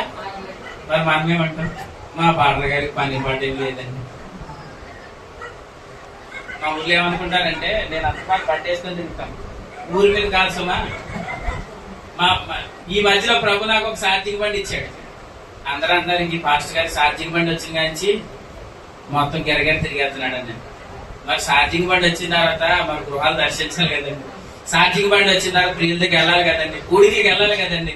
అంటే దేవుడు ఏంటి, మన పరిచర్యను బట్టి మనకు కావలసిన వస్తువులను ప్రభువే ఇస్తాడు కదా. కానీ కొందరు ఏమనుకుంటున్నారంటే, ఈ సేవకునికి పనిపాట ఏమి లేదండి అని అనుకుంటారు. వాస్తవానికి మీకు మాట చెప్పనా, విశ్వాసి కంటే సేవకునికి చాలా బాధ్యతలు ప్రభు ఇచ్చాడు. మీకు ఇంకో మాట చెప్తాను, ఎక్కువగా ఆశీర్వదించాడు సేవకుని. ఎందుకు? బాధ్యత ఎవరికి ఎక్కువ ఇచ్చాడు? సేవకునికి ఇచ్చాడు కదా. ఎక్కువ బాధ్యత సేవకునికి ఇచ్చాడు కాబట్టి ఎక్కువ ఆశీర్వాదం కూడా ఎవరికి? కాబట్టి మీ సేవకుడు ఎక్కువ ఆశీర్వదించబడును కాక. మీకు అర్థమైన మాట చెప్తాను, మీలో అనేకులు బోధకులు కాకుండా బోధకులకు మరీ కఠినమైన బోధకులకి ఏమన్నాడు? మరి కఠినమైన తీర్పు అన్నాడు. విశ్వాసికి ఏమన్నాడు? మీకు తీర్పు ఉందని చెప్పాడు విశ్వాసితో. సేవకునికి ఏం చెప్పాడు? మరి కఠినమైన తీర్పు అన్నాడు. ఇప్పుడు చెప్పండి, విశ్వాసి దేవుడు లెక్క ఎక్కువ అడుగుతాడు, సేవకులు లెక్క ఎక్కువ అడుగుతాడు. అవునా కదా? సేవకునే కదా లెక్క అడిగేది. నేనేమంటానండి, ఆ సేవ నమ్మకమైంది అయితే ఇక్కడ నిన్ను కంటే సేవకుని ఎక్కువ ఆశీర్వదిస్తాడు. మా సేవకుడు ఆశీర్వదించబడాలన్న వాళ్ళు దేవుని స్తోత్రం చెప్పండి. మీ అందరికంటే దేవుడు ఎక్కువ ఆశీర్వదిస్తాడు. బాధ్యత కూడా దేవుడు ఎవరికి ఎక్కువ ఇచ్చాడు? సేవకునికి ఇచ్చాడు. సేవకునికి ఏర్పరచబడిన వారందరి విశ్వాస నిమిత్తమే ఉన్నాడు. ఆ 2, మనందరి విశ్వాసము నిమిత్తం ఒక సేవకుడు ఉన్నాడు. కాబట్టి ఆ సేవకునికి ప్రభు మిమ్మల్ని అందరిని అప్పగించాడు. ఆమె చెప్పండి. మీరు అనుకుంటే ఇక్కడికి రాలేదు చెప్పనా? మీరు ఎవ్వరు అనుకుంటే ఇక్కడికి రాలా. ప్రభువే మిమ్మల్ని ప్రేమించి అపరాధముల చేతలు పాపముల చేతలు చచ్చిన వారు మనం ఉండగా యెరూషలేము నుండి యెరికో పట్టణములకు దిగుతున్న వ్యక్తి ఎలాగైతే గాయాలు బారిన పడి ఉన్నాడో, ఆ వ్యక్తిని సమరయుడు వచ్చి గాడిద మీద ఎక్కించుకొని కోట కొలవాని ఇంటికి ఎలాగైతే చేర్చాడో, అలా మనలందరినీ ప్రభు సంఘానికి చేర్చాడు. అర్థమేదా? మీరు ఇలా అనుకోకండి, నేను వెళ్ళాను కాబట్టి, నేనున్నాను కాబట్టి కాదు. అసలు నిన్ను ప్రభు తీసుకొచ్చాడు. అంతేనా? యెరూషలేము నుంచి దారి మార్గం కూడా వస్తున్న వ్యక్తి, దారి మధ్యలో ఒక వ్యక్తి ఏమయ్యాడు? పడి ఉన్నాడు, గాయముల చేత పడి ఉన్నాడు. ఆ వ్యక్తిని ఏం చేశాడు? మంచి సమరయుడు. ఆ మంచి సమరయుడు మన ప్రభు అయిన యేసుక్రీస్తు. ఆయన ఏం చేశాడు? పూటకోలవాని ఇంటికి తీసుకొని వెళ్ళాడు. ఆ పూటకోలవాడు ఎవరు? సేవకుడు. పూటకోలవాని ఇల్లు ఏంటి? సంఘం. ఆ పూటకోలవాని ఇంటిలో పూటకోలవానికి ఆ వ్యక్తిని అప్పగించాడు. అప్పగించి ఏమన్నాడు చెప్పనా? నేను మరలా వస్తాను, నేను వచ్చేది వరకు నువ్వేం చేయాలి? పోషించాలి. పోషించు, ఒకవేళ పెట్టుబడి పెట్టవలసింది పెట్టు, నేను వచ్చి లెక్కలన్నీ తేలిస్తానని చెప్పి. అర్థమైంది? అంటే మనలందరినీ, లేదా ఇక్కడ ఉన్న వాళ్ళందరినీ సేవకుని ప్రేమించి, సేవకుని దేవుడు గణపరిచి మిమ్మల్ని అందరినీ ఇప్పుడు పూటకోలవాని ఇంటికి తీసుకొస్తున్నాడు. పూటకోలవాని ఇంట్లో ఏముంది? ఇప్పుడు పూటకోలవాని ఇల్లు అంటే ఏంటి? సంఘం. ఇప్పుడు ఆ వ్యక్తి పోషించబడడానికి కావాల్సిన ఆహారం అంతా ఎక్కడ ఉంది? సంఘంలో ఉందా లేదా? పూటకోలవాని ఇంటిలో ఆహారం ఉంది. ఆమె చెప్పండి. మీ సంఘంలో ఆహారం ఉంది, మీ ఇంట్లో ఆహారం ఉంది. పొడి ఫ్రెండ్ మీ పిల్లలు మీ దగ్గర తిన్నప్పుడు పక్కోడు తింటాం లాలిపాపం చూస్తే మీకు ఒళ్ళు ఎలా ఉంటుంది చెప్పండి? మన దగ్గర ఆహారం ఉండగా మనం ఏం చూస్తున్నాం? ఎదురు దగ్గర ఏదో ఉందని చూస్తున్నాం.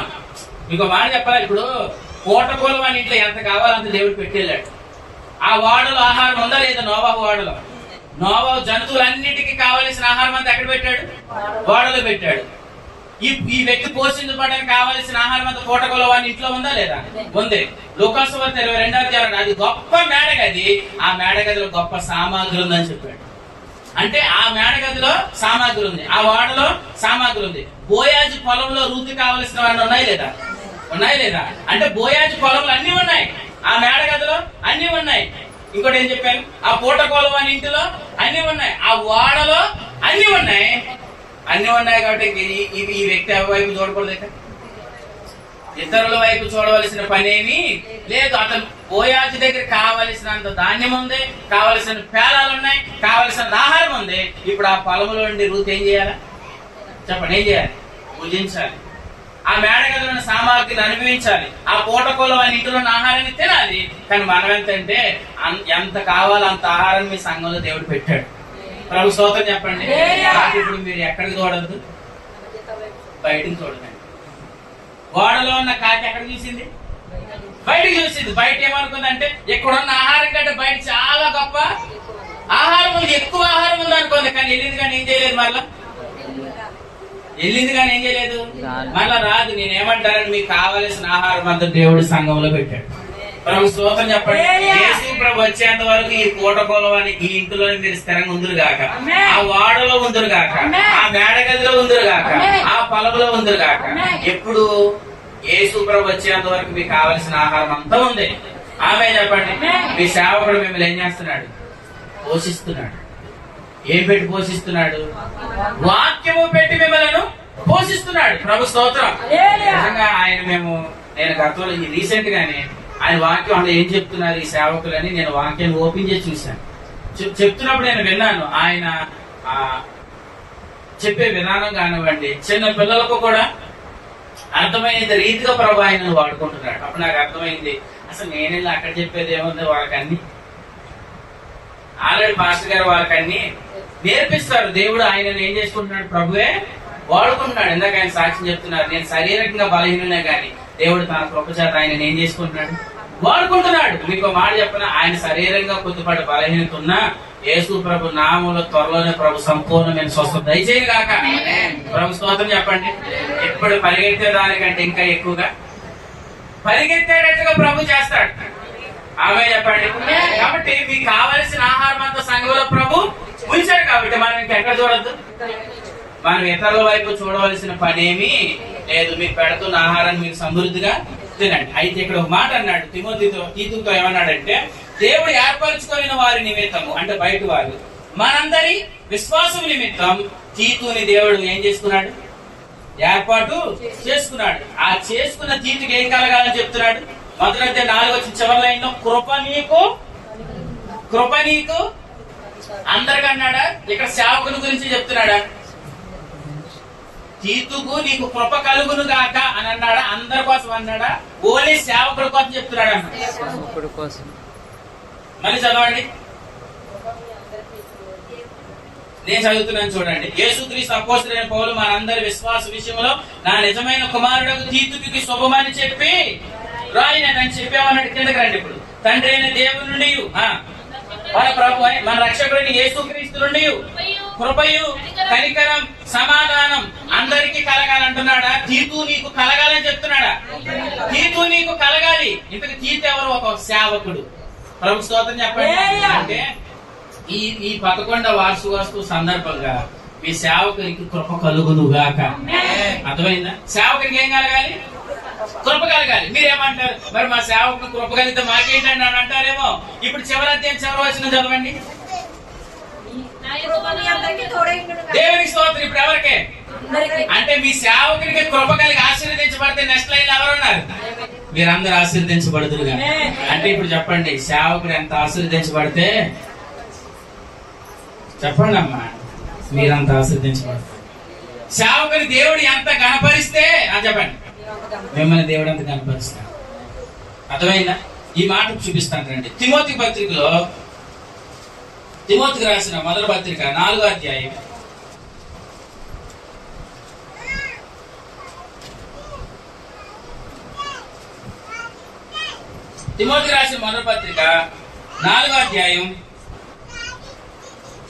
15వ వచనం చదవండి. నీ అభివృద్ధి నీ అభివృద్ధి అందరికీ తేటగా కనబడి నిమిత్తము ఎవరి అభివృద్ధి? తిమోతి అభివృద్ధి ఏం చేయాలి? అందరికి తేటగా కనబడి నిమిత్తం వీటిని మనస్కరించు, వీటిని మనస్కరించుము, వీటి అందే సాధకము వీటి ఏంటి సాధకము చేసుకోము, నిన్ను గూర్చి నిన్ను గూర్చి నీ బోధన గూర్చి దేవునికి స్తోత్రం. అంటే అభివృద్ధి అందరికి ఏం చేయబడాలి? కనబడాలి. ఇప్పుడు ఏమన్నాడు తిమోతి? నువ్వు అభివృద్ధి చెందాలి, నీ బోధ విన్న వారందరూ కూడా అభివృద్ధి చెందాలని చెప్తున్నాడు.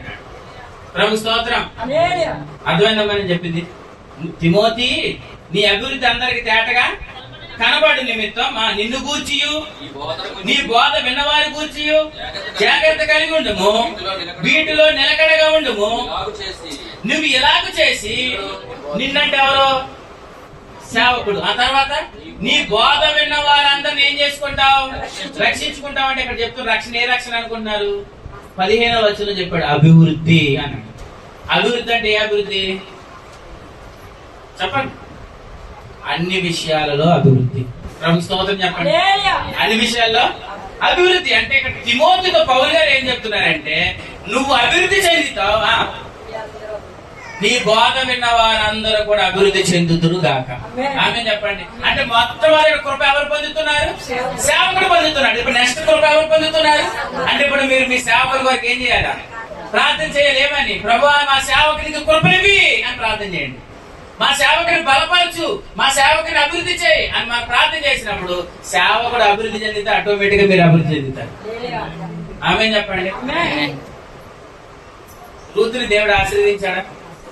మరి రూతుని ఆశీర్వదించిన నయమును వదిలేశాడా? ఆశీర్వదించాడు. దేవుడికి స్తోత్రం. అర్థమైంది. ఆ రూతు ఎవరు? రూతు కోడలు కదా. నేనేమంటాను అసలు రూతు అన్య జాతి స్త్రీ. అన్య జాతి స్త్రీ అంటే ఎవరు? దేవుడు ఏర్పాటు చేసుకున్నాడు కదా రూతుని. చేసుకున్నాడు లేదా? అంటే రూతుని దేవుడు ఏర్పాటు చేస్తున్నాడు, రూతుని పిలుచుకున్నాడు. ఎందుకనంటే అసలు రూతులో నుంచి దేవుడు యేసు ప్రభు రావాలని దేవుడు నిర్ణయించాడు. అంటే రూతుని దేవుడు ఏం చేసుకున్నాడు? వాడుకున్నాడు అనండి. రూతుని వాడుకున్నాడు. రూతుతో పాటు నయముని ఏం చేశాడు? ఆశీర్వదించాడు లేదా? ప్రభు స్తోత్రం. దేవుడు సేవకుని ఆశీర్వదిస్తాడు, ఆ సేవకుని వెంబడించిన వారందరిని ఆశీర్వదిస్తాడు. ఇలా అనుకోకండి. ఏమని చెప్పనా? కొందరు ఇలా అనుకున్నారట పౌలు గారు, సారీ సమయలు మొదటి గ్రంథంలో అనుకున్నారట, ఇతడు మనల్ని ఉద్ధరించగలడు అనుకున్నారట. ఇతడు మనల్ని ఉద్ధరించగలడు అని అనుకున్నారట. వాళ్ళు ఆశీర్వాదం పొందుతారా? అంటే వీళ్ళు ఎవరు? దేవుడు ఆయన్నే వాడుకోవాలా, మమ్మల్ని వాడుకోడా? అంటే ఇటువంటి స్వభావం కలిగిన వారు ఉంటారండి. అంటే మీరు ఇక్కడ లేరు, దేవుని స్తోత్రం. కానీ కొన్ని చోట్ల ఎవరున్నారు? ఆయనే వాడుకోవాలి, దేవుడు మమ్మల్ని వాడుకోడా, ఆయనేనా అని కొందరికి ఎలా ఉంటుందంటే ఒక వేరే భావన కలిగి ఉంటారు. వేరే భావన కలిగి ఉన్నవారు నేనేమంటానంటే వాళ్ళు ఎప్పటికీ ఏం చూడలేదు? ఆశీర్వాదం చూడలేదు. ఎపిసి పత్రిక 6:20 అంటాడు, చూడండి, నేను ఎక్కడ నిలబడిన వాక్శక్తి కలిగి నేను నిలబడి మాట్లాడేటట్లుగా నా గురించి మీరు ఏం చేయండి అన్నాడు. ఎపిసి సంఘస్థులారా నా గురించి మీరు ప్రార్థన చేయండి అన్నాడు. ఎందుకన్నాడు పౌలు గారు? అంటే దేవుడు నన్ను వాడుకుంటే మీకు కూడా ఏం కలుగుతుంది? కృప కలుగుతుంది. దేవుడు నన్ను ఆశీర్వదిస్తే మిమ్మల్ని కూడా ఏం చేస్తాడు? ఆశీర్వదిస్తాడు. అంటే మా సేవకుడు ఆశీర్వాదం పొందితే మాకు ఆశీర్వాదం కలుగుతుందని నమ్మితే మీరు కూడా ఆశీర్వదించబడతారు. మా సేవకుడు మమ్మల్ని ఎవరు రక్షించగలడు అని మనం ఆలోచిస్తే ఎప్పటికీ కూడా ఆ దుర్నీతి వల్ల మనం ఎప్పుడు ఆశీర్వాదాన్ని చూడలేం. అటువంటి ఆలోచన విధానం ఎవరిలో రాకుండాను గాక. అర్థమైందా? చూడండి, సమూయేలు మొదటి గ్రంథంలో ఎవరున్నారు? సమూయేలు మొదటి గ్రంథం 10వ అధ్యాయంలో, సమూయేలు మొదటి గ్రంథం 10వ అధ్యాయం 24వ వచనం గమనించండి. అప్పుడు సమూయేలు జనులందరిలో యెహోవా ఏర్పరచుకుని వారిని మీరు చూచితిరా. అది చూసారు, దేవుడు ఏర్పరచుకున్న వారిని మీరు చూచితిరా. జనులందరిలో అతని వంటి వాడు అక్కడ లేడని చెప్పగా జనులందరూ కొందరు ఏం చేశారు? బొబ్బర్లు పెట్టుచు రాజు చిరంజీవి అవునుగా కానీ ఏం చేశారు? అంటే వీళ్ళకి ఆనందం వచ్చేసింది, ఒక మంచి నాయకుడు మనకే దొరికాడని. ఇప్పుడు తర్వాత చదవండి 26వ వచనం, 27 చెప్పండి. ఈయనెవరు? అలా రాశాడంటే కాలే. వీళ్ళు ఏమన్నారు? కొందరు ఈ మనుషుడు మనల్ని ఎలాగా రక్షించగలడని అనుకున్నారంట. అంటే వీళ్ళ ఉద్దేశం ఏంటి? అతను వాళ్ళు ఏం చేశారు? అక్కడ రాయబడి నిర్లక్ష్యము చేసి ఇతనికి మన కానుకలు ఇవ్వాలా అని తీసుకొని రావడం మానివేశారంట. అని అప్పుడు అతను ఆ నాయకుడు మాత్రం ఏం చేశాడంట, ఇవేమి అతను ఎరగనట్లుగా చెవిటి వాడయినట్లు ఊరుకుంటాను. అంటే ఇక్కడ వినండి, కొందరేమో ఒక మంచి నాయకుడు మాకు దొరికాడని ఏం చేశారు, రాజు చిరంజీవి బాబుని దాకని కేకలు వేశారు. కొందరు ఏం చేశారు, ఆయన మీద తప్పుగా మాట్లాడారు. మాట్లాడి ఏం చేశారంట, సరే ఇక్కడ రాసిన సందర్భాన్ని బట్టి ఏం చేశారు, అతను గౌరవించకుండా, అతను ప్రేమించకుండా అతనికి కానుకలు తీసుకొని రావడం మానివేశారని ఉంది. అయితే అది తెలిసిన ఆ వ్యక్తి ఏం చేశాడు, ఓర్కొన్నాడు, కేకలేశాడు. ఎందుకు? పిలిచినోడు ఎవరు? ప్రభు. పోషించారు ఎవరు? ప్రభుదే. ప్రభు స్తోత్రం. పిలిచింది ప్రభు అయితే ఎవరు పోషిస్తారు? ప్రభే పోషిస్తాడు. వీళ్ళేమనుకున్నారు, మన కానుక ఇవ్వకపోతే అతనికి ఏం లేదు ఇలా అనుకుంటారని కొంతమంది. ఏమనుకుంటారో తెలియదు కానీ అసలు నేను లేకపోతే సంఘం లేదండి. ఏమంటారు? నేను లేకపోతే అసలు ఉపాస కోటాలంతా సాంబార్ నేను వేయాలి, నేను వేస్తాను కానీ ఎవరు అసలు ఉపాస కోటాలంతా బిర్యానీ నేనే వేయాలి అని. నేను లేకపోతే ఏం లేదు, బిర్యానీ లేదు. నేను లేకపోతే అసలు ఏం లేదు, సంఘమే లేదు. ఇలా ఆలోచనలోనికి కొందరు వెళ్ళిపోయారు. వీళ్ళు నేను వెళ్ళిపోయి ఏమనుకున్నారంటే, కొందరు లేచి మనం కానుకలు ఇవ్వాలి ఈయనకి అని వాళ్ళు ఏం చేశారంటే ఇవ్వడం మానివేసిరి. అప్పుడు ఆ నాయకుడు సైలెంట్ గా ఊరుకున్నాడు కానీ ఏం మాట్లాడలేదు. ఎందుకు మాట్లాడలేదు? పిలిచింది ఎవరు? పిలిచిన వాడు ప్రభు అయితే ఏలియాని కాకుల ద్వారా పోషించినట్టు ఖచ్చితంగా పోషిస్తాడు. ఆమె చెప్పండి. కొందరు చేతులు మూసేసిన ఆయన చేతులు ఎప్పుడు తెరిచి ఉంచుతాడు. దేవునికి స్తోత్రం చెప్పండి. ఎందుకు? ఆయన ఎప్పుడు ఎవరు? పిలిచిన వాడిని ఖచ్చితంగా ప్రభు పోషిస్తాడు. అందుకే ఇప్పుడు 26వ వచనం చదవండి. 26వ వచనం, దేవుని చేత సరే అమ్మాడు చదవండి. 26వ వచనం, సౌలును గిబియోనులోని ఇంటికి వెళ్ళిపోయాను దేవుని చేత. ఈ మాట చూడండి, దేవుని చేత హృదయ ప్రేరేపణ నొందిన స్త్రీలు సూర్యులు అతని వెంట వెళ్ళేది. దేవునికి స్తోత్రం చెప్పండి. అంటే వీళ్ళకి దేవుడు ఇతను ఏం చేశాడంటే వీళ్ళని ప్రేరేపించాడు. కొంతమంది లేపాడు, మీరు ఆ నాయకుడి వెంట వెళ్ళండి. అంటే దేవుడు కూడా ఏం చేస్తాడు చెప్పనా, మన సంఘంలో కొందరిని దేవుడు ప్రేరేపిస్తాడు. పాస్టర్ గారు నేను మీతో ఉండాలనుకుంటున్నానండి, మీతో పాటు నేను పరిచర్యకి రావాలనుకున్నానండి. మనకు కొన్ని సందర్భాలు ఏమనుకుంటాడంటే, పాస్టర్ గారు ఫలానా తమ్ముడు వస్తే బాగుంది పరిచర్యకి, అతను రాడు. ఆ టయానికి దేవుడు ఎవరినో ఒకరిని నియమిస్తాడు. అంటే మా సేవకుని ఆలోచన ఎవరో ఒకరి మీద ఉంటుంది, కానీ దేవుడు కొందరు హృదయ ప్రేరేపణిస్తాడు.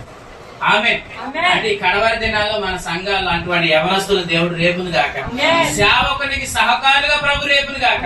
అంటే దేవుడు వారి హృదయంలో ఏమించాడు? ప్రేరేపణ. ఏ ప్రేరేపణ అనుకుంటారు? ఒక సేవకునికి ఒక భారం ఉంటుంది, అటువంటి భారము కలిగిన యవనస్తులు దేవుడు లేపును గాక. అర్థమైందండి? అంటే ఇప్పుడు సేవకుడు ఉంటాడు, సేవకురాలు ఉంటారు, వారి భారం వేరు. అందరూ వచ్చినా గానీ ఏదైనా కూడికి జరిగినప్పుడు ఒక వ్యక్తి రాకపోతే సేవకుడు ఎంత వాక్యం చెప్పిన వ్యక్తి గురించి ఆలోచిస్తాడు. తెలుసు మీకు, స్వార్థం రాలేదు, వాళ్ళు కూడా వచ్చి ఉంటే బాగున్నాం, మార్తం రాలేదు, ఆవిడ వచ్చి ఉంటే, అంటే ఏంటి భారం? ఆ వ్యక్తి కూడా వచ్చి ఉంటే వాక్యం విన్నాం, ఆ వ్యక్తి కూడా వచ్చి ఉంటే కూడిక. అంటే సేవకుని భారం వేరు. మనమేమనుకుంటాం? మన ఆలోచన ఎలా ఉంటది? అపోస్తలుల గారి 6వ అధ్యాయంలో భోజనాల దగ్గర గొడవ వచ్చేసింది. దేని దగ్గర?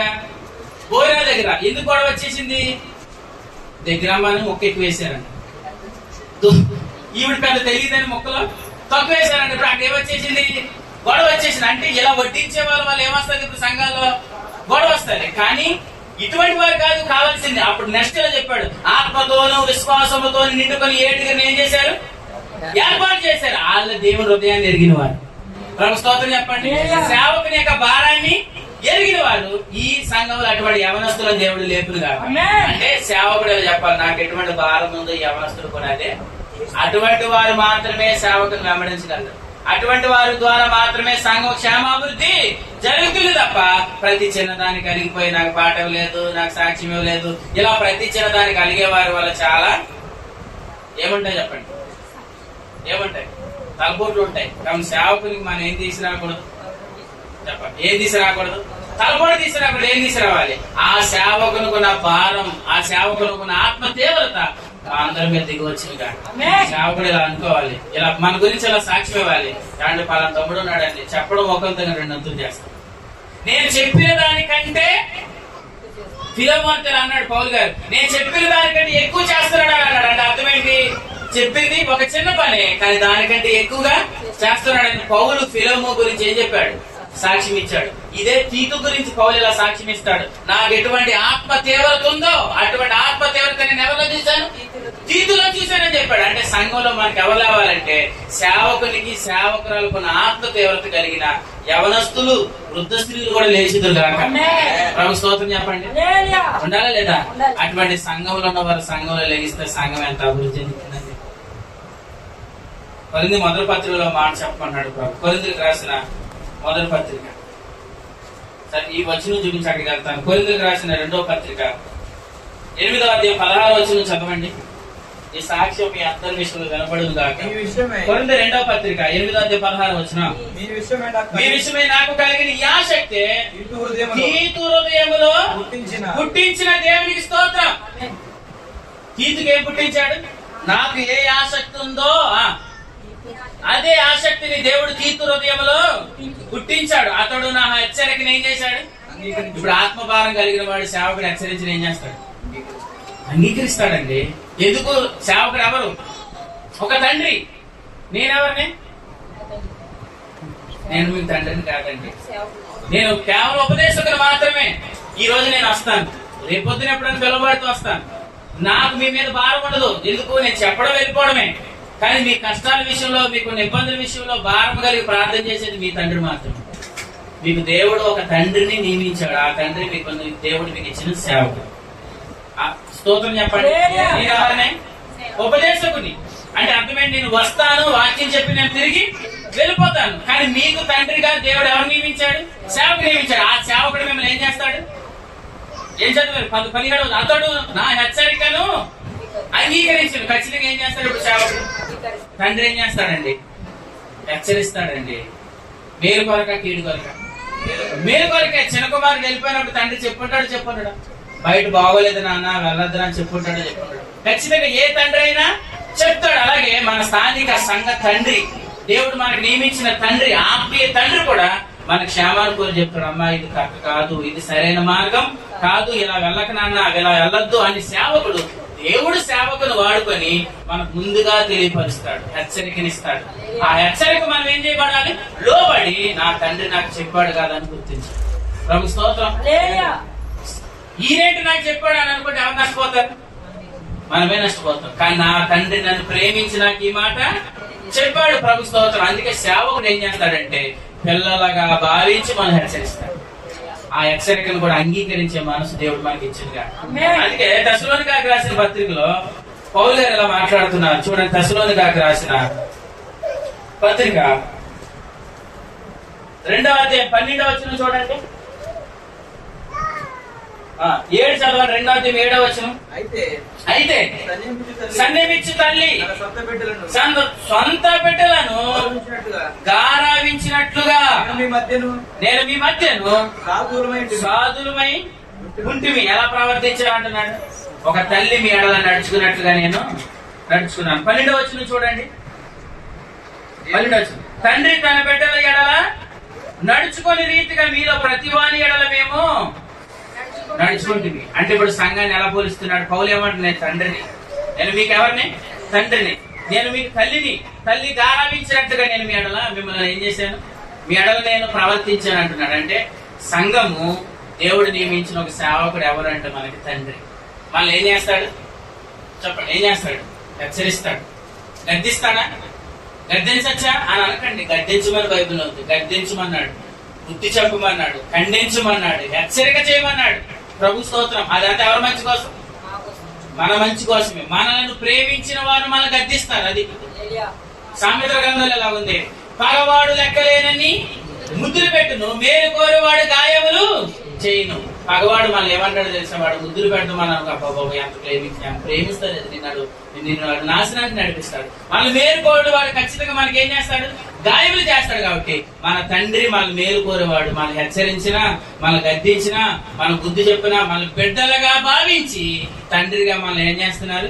హెచ్చరిస్తున్నారు. ఆ హెచ్చరిక కూడా లోబడే కృప మనకు కలుగునుగా. నోవాహును దేవుడు హెచ్చరించగా ఆ హెచ్చరిక నోవాహు లోబడ్డాడు ఉంది. కాబట్టి మీరందరూ మన తండ్రి అంటే మీ తండ్రి, ఆత్మీయ తండ్రి మిమ్మల్ని హెచ్చరించిన మీ క్షేమం కొరకు మిమ్మల్ని హెచ్చరిస్తున్నారు. కాబట్టి దానికి మీరు లోబడండి. లోబడడం ద్వారా కలిగే ఆశీర్వాదాలు మీరు అందరూ అనుభవిస్తారు. ప్రభు స్తోత్రం చెప్పండి. దేవుడు మొట్టమొదటి ఎవరిని ఆశీర్వదిస్తాడు? సేవకుని ఆశీర్వదిస్తాడు. సేవకుడు ఎంత ఆశీర్వాదం పొందితే మీరు కూడా అంతే ఆశీర్వాదం పొందుతారు. తీతు పత్రిక మొదటి అధ్యాయంలో అన్నాడు, తీతు నీకు కృప కలుగునుగాక అని అన్నాడు. చివరి అధ్యాయం చివరి వచనంలో మీకు అందరికీ కృప కలుగునుగాక. తిమోతితో చెప్తారు అన్నాడు, నువ్వు అభివృద్ధి చెందుతావు అని అన్నాడు. నీ సంఘము అభివృద్ధి చెందుతుంది. నువ్వు ఆశీర్వదించబడతావు. నీ బోధ విన్న వారందరూ ఆశీర్వదించబడతారు. కాబట్టి ఈ 11వ వార్షికోత్సవ సందర్భంగా ప్రభు మనతో చెప్తుంది ఏంటంటే, మన పైన దేవుడు నాయకులను నియమించాడు. ప్రభు స్తోత్రం. దేవుడు ఎవరు నియమించాడు? నాయకులు నియమించాడు. ఈ నాయకత్వం ఎప్పటిది? ఇది నిన్న మొన్నటిది కాదు. జగత్ పునాది వేయబడక ముందే దేవుడు నియమించాడు. సేవకుని మిమ్మల్ని నియమించాడు, సంఘాన్ని నియమించాడు. ఆ ఉద్దేశం మేరకు ఇప్పుడు ఈ రోజున ఇక్కడ సంఘాన్ని దేవుడు ఏర్పాటు చేశాడు. మీ పైన దేవుడే నాయకులుగా నియమించాడు. వారి మాటకు మనం ఏమవ్వాలి? లోబడాలి.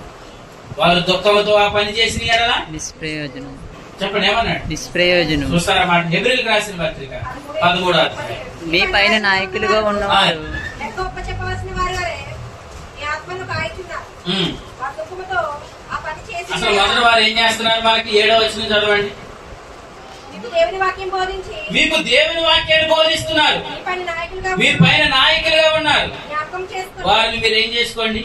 జ్ఞాపకం చేసుకుని వారు ప్రవర్తన ఫలమును ఏం చేయండి అంటే వారి ద్వారా మీరు ఏం పొందండి? ఫలం పొందండి. వారి ద్వారా మీరు ఏం పొందండి? ఫలం పొందండి. తలంచుకొచ్చి వారి విశ్వాసముని మీరు ఏం చేయండి? అనుసరించుకోండి. ఇప్పుడు నిజంగా మీ సేవకులు చెప్పారు ఇందాక, ఒకప్పుడు నా పరిస్థితి చాలా ఇబ్బంది అని చెప్పారు లేదా? ఆ పరిస్థితి నుంచి దేవుడు ఇప్పుడు తనని ఏం చేశారు? ప్రభు నిలబెట్టాడా? అంటే వారి విశ్వాసం వారికి ఏం తీసుకొని రాలేదు? సిగ్గుపరచలేదు. ప్రభు స్తోత్రం. అంటే మీకున్న సేవకుల యొక్క విశ్వాసాన్ని మీరు ఏం చేయండి అంటున్నాడు? వారి విశ్వాసాన్ని మీరు అనుసరించండి అంటున్నాడు. కానీ కొందరు ఏం చేస్తున్నారు చూడండి, 17వ వచనం. మీ పైన నాయకులుగా ఉన్నవారు ఎవరికి? దేవునికి లెక్క అప్పచెప్పవలసిన వారి వలె మీ ఆత్మలను ఏం చేస్తున్నారు? కాస్తున్నారు. రేపు ప్రభు వస్తే సేవకుని ఏం చేస్తాడు? సేవకులు లెక్క అడుగుతాడు. ఎవరి విషయంలో? సంఘ విషయంలో లెక్క అడుగుతాడు. ఆదామా నువ్వు చేసిన పని ఏంటి అని అన్నాడు. అది వాస్తవం. పండు మొట్టమొదటి తినదావు. మరి అవని అడగాలి, ఆదామని అడగాలి? అవని అడగాలి. కానీ ఎవరిని అడిగాడు? ఎందుకు అడిగాడు? ఆదాము యజమానుడు కాబట్టి. అవ్వ అంటే ఎవరు? స్త్రీ. స్త్రీ అంటే ఎవరు? సంఘం. ఆదాము అంటే ఎవరు? యజమానుడు, పురుషుడు. ఈ లెక్కలలో చెప్తాం. ఆదాము అని అంటే ఎవరంటే సేవకుడు. అందులో సేవకుడు కదా. స్త్రీ అంటే ఎవరు? సంఘం. ఎవరు తప్పు చేశారు? అవ తప్పు చేసింది. కానీ లెక్క ఎవరిని అడిగాడు? ఆదాముని అడిగాడు. అలాగే ఇప్పుడు సంఘం తప్పిపోతారు. రేపు లెక్క ఎవరిని అడుగుతాడు? సేవకుని అడుగుతాడు, అడగడా? ఖచ్చితంగా. అందుకేమంటాడంటే మీ పైన నాయకులు లెక్క అప్పచెప్పవలసిన వారు మీ ఆత్మలు ఏం చేస్తున్నారు? కాల్చున్నారు. వారు దుఃఖంతో ఆ పని చేసిన ఎడల మీకు నిష్ప్రయోజనం. అంటే మీకు ఏం కలగదు? మీకు ఫలం కలగదు. ఆ ఆశీర్వాదాన్ని మీరు అనుభవించలేరు. దుఃఖంతో ఆ పని చేసిన ఎడల మీకు నిష్ప్రయోజనం కనుక దుఃఖంతో కాదు, చెప్పండి, ఆనందముతో చేయనట్లు వారి మాట విని వారికి మీరేమవ్వండి? దేవునికి స్తోత్రం. వారి మాటకు మీరు లోబడండి అని అన్నాడు. అంటే సేవకుల మాట లోబడితే సేవకుడు ఫలాన్ని అనుభవిస్తాడు. ఆ ఫలంలో మనకు భాగం దొరుకుతుంది. అర్థమైందా? సేవకుడు ఆశీర్వాదాన్ని అనుభవిస్తాడు. దాంట్లో మనకు భాగం దొరుకుతుంది. సేవకుడు కృపను పొందుతున్నాడు. ఆ కృపలో మనకి భాగం దొరుకుతుంది. సేవకుడు అభివృద్ధి చెందుతున్నాడు. దాంట్లో మనకు కూడా ఏమవుతుంది? భాగం పొందుతుంది. ప్రభు స్తోత్రం. కాబట్టి మీ ముందు నడిచిన వారి అడుగు జాడలు బట్టి మీరు ముందుగా నడిచి ప్రభు స్తోత్రం. 12వ అధ్యాయంలో అంటాడు, వాళ్ళ ముందు గొప్ప మేఘస్తంభము ముందు విశ్వాసాన్ని కర్తయ్య దాన్ని కొనసాగించేవాడు. యేసు వైపు చూస్తే ఏమన్నాడు? మనం సాగిపోతాం. ప్రభు స్తోత్రం. ఇప్పుడు ప్రభు త్వరగా వచ్చే సమయంలో మనం ప్రభు త్వరగా రాబోతున్నాడు. ప్రభు వచ్చే సమయంలో ఆయన వచ్చేంత వరకు కుడిమికి ఎడమికి తొట్టిల్లిపోకుండా లోకం వైపు చూడకుండా పేతురు నీళ్ళ మీద నడిచినప్పుడు దాని మధ్యలో ఏమయ్యాడు? కొద్ది కాలం బాగానే నడిచాడు, కొద్ది రోజులు బాగానే నడిచాడు. మధ్యలోనికి వెళ్ళిన తర్వాత ఏమయ్యాడు? గాలిని చూశాడు. గాలిని చూసి ఏమయ్యాడు? మునిగిపోయాడు. ఇప్పటి వరకు బాగా నడిచాడు కదా, దేవుని స్తోత్రం. కొద్ది కాలం ఓపిక పడ్డాడు. ఇప్పటి వరకు నేనంటే చాలా పరిశుద్ధంగా జీవించాను, దేవుని స్తోత్రం. ఇంకో కొద్ది కాలం ఓపిక పడ్డాడు. నీతిగా జీవించానండి ప్రభు స్తోత్రం. ఏ లోక పాపంలో భ్రష్టత్వంలో పడిపోకుండా ఇప్పటి వరకు నేను జాగ్రత్త కలిగి దేవుని స్తోత్రం. ప్రభు త్వరగా రాబోతున్నాడు. ఆయన వచ్చేటప్పుడు వాని క్రియలు చెప్పిన వారికి ఏం చేస్తున్నాడు? బహుమానం తెస్తున్నాడు, జీతాన్ని తెస్తున్నాడు, మెప్పు మహిమను తెస్తున్నాడు ప్రభు స్తోత్రం. కాబట్టి ఆయన వచ్చినప్పుడు మీకు అందరికి గొప్ప బహుమానంతో మిమ్మల్ని అందరినీ ఆయన సన్మానించును గాక. ఆయన వచ్చేంత వరకు మీరు ఓపికతో జీవించారు. కాబట్టి ప్రభు మనకి నియమించిన చెప్పండి సేవకుడు, నియమించిన సంఘం. సంఘం మీద దేవుడు ఎవరు నియమించాడు? ఒక సేవకుని నియమించాడు. ఆయన మాటకు మనం ఏమవుదాం? లోపడదాం. సంకల్పంలో ఉన్నది ఎవరు? సేవకుడు అనండి. సంకల్పంలో ఉన్నది ఎవరు? సేవకుడు. ఆ సేవకుడిని మనం వెంబడించినప్పుడు ఆ సంకల్పంలో ఏదైతే వాగ్దానం చేశాడో, ఆ నిత్య జీవం అనేది ఏదైతే వాగ్దానం చేశాడో, ఈ ఎప్పటి జీవం ఏదైతే వాగ్దానం చేశాడో దాన్ని మనం అనుభవిస్తాం. దేవుని స్తోత్రం. మీకు ఇంతవరకు చెప్పింది మీకు అర్థం అవ్వకపోయినా ఒక 2 విషయాలు చెప్తాను వినండి. అనాది కాలంలో దేవుడు ఏం చేశాడు? నిత్య జీవం ఇస్తానని దేవుడు వాగ్దానం చేశాడు. ఆ నిత్య జీవం ఎవరికి ఇస్తాడు? నీతిమంతులకు ఇస్తాడు. కానీ ఆదామును బట్టి అందరూ ఏమయ్యారు? పాపులయ్యారు. పాపులైన వారందరినీ యేసుప్రభు ఏం చేశాడు? ఆయన నీతినిచ్చి మన పాపం నుంచి విడిపించి మళ్ళీ ఏం చేశాడు? నీతిమంతులుగా తీర్చాడు. నీతిమంతులుగా తీర్చబడి మనందరూ ఇప్పుడు నిత్య జీవానికి ఏమయ్యాం? వారసులమయ్యాం. నిత్య జీవానికి వారసులు. నిత్య జీవం అంటే ఏంటి? రాబో జీవం, ఎప్పటి జీవం. యేసుప్రభు వచ్చినప్పుడు మనందరూ ఏ జీవంలో ప్రవేశిస్తాం? రాబో జీవంలో ప్రవేశిస్తాం. ఇప్పుడు యేసుప్రభు వచ్చేలాగా ఏ జీవాన్ని అనుభవించాలి? ఎప్పటి జీవాన్ని అనుభవించాలి. ఎప్పటి జీవం దేనితో ముడిపడి ఉందంటే సంఘంతో ముడిపడి ఉంది.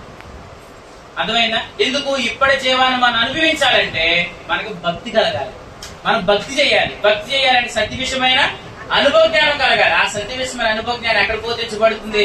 సంఘంలో బోధించబడుతుంది. అంటే సంఘం ఉందంటే సంఘంలో ఎవరు నియమించాడు? దేవుడు సేవకు నియమించాడు. అర్థమైంది. ఇప్పుడు ఈ సేవకుల ద్వారా వెల్లడవుతున్న ఆ వాక్యాలు మనం క్రమంగా వింటూ మన సత్య విషయమైన అనుభవ జ్ఞానాన్ని నేర్చుకుంటున్నప్పుడు దేవుడు సేవకుని అభివృద్ధి చేస్తున్నాడు. చెప్పండి. సేవకుని నమ్మకంగా వెంబడిస్తున్న వారు కూడా అభివృద్ధి చెందుతారు. అర్థమైంది. సేవకునికి ఆశీర్వాదం మనకి, ఆయన అభివృద్ధి మనకి, వారికి కృప మనకి, వారికి ఫలం మనకి. ఈ అనుభూలం మనం అనిపిస్తాం. ఆ ఫలమే, ఆ ఆశీర్వాదమే చెప్పండి, ఆ అభివృద్ధి ఎప్పటి జీవం. అర్థమైందా? ఎప్పటి జీవం అనే ఆశీర్వాదం మీరు అందరూ అనుభవించదురు కాక. అంటే ప్రభు మళ్ళీ ఎందుకు పిలిచాడు? ఒక మాటలో చెప్పండి. ఇప్పటి జీవాన్ని అనుభవించడానికి పిలిచాడు కదా, దాన్ని ఒక మాటలో చెప్తాను. మళ్ళీ అందరిని ఎందుకు పిలిచాడంటే ఆశీర్వదించడానికి పిలిచాడు. ప్రభు స్తోత్రం. మాట చదవండి. పేతురు రాసిన పత్రిక, పేతురు గారు రాసిన పత్రిక 3వ అధ్యాయం 10వ వచనం. మొదటి పత్రిక 3వ అధ్యాయం 10వ వచనం. 9 చదవండి అమ్మా. 9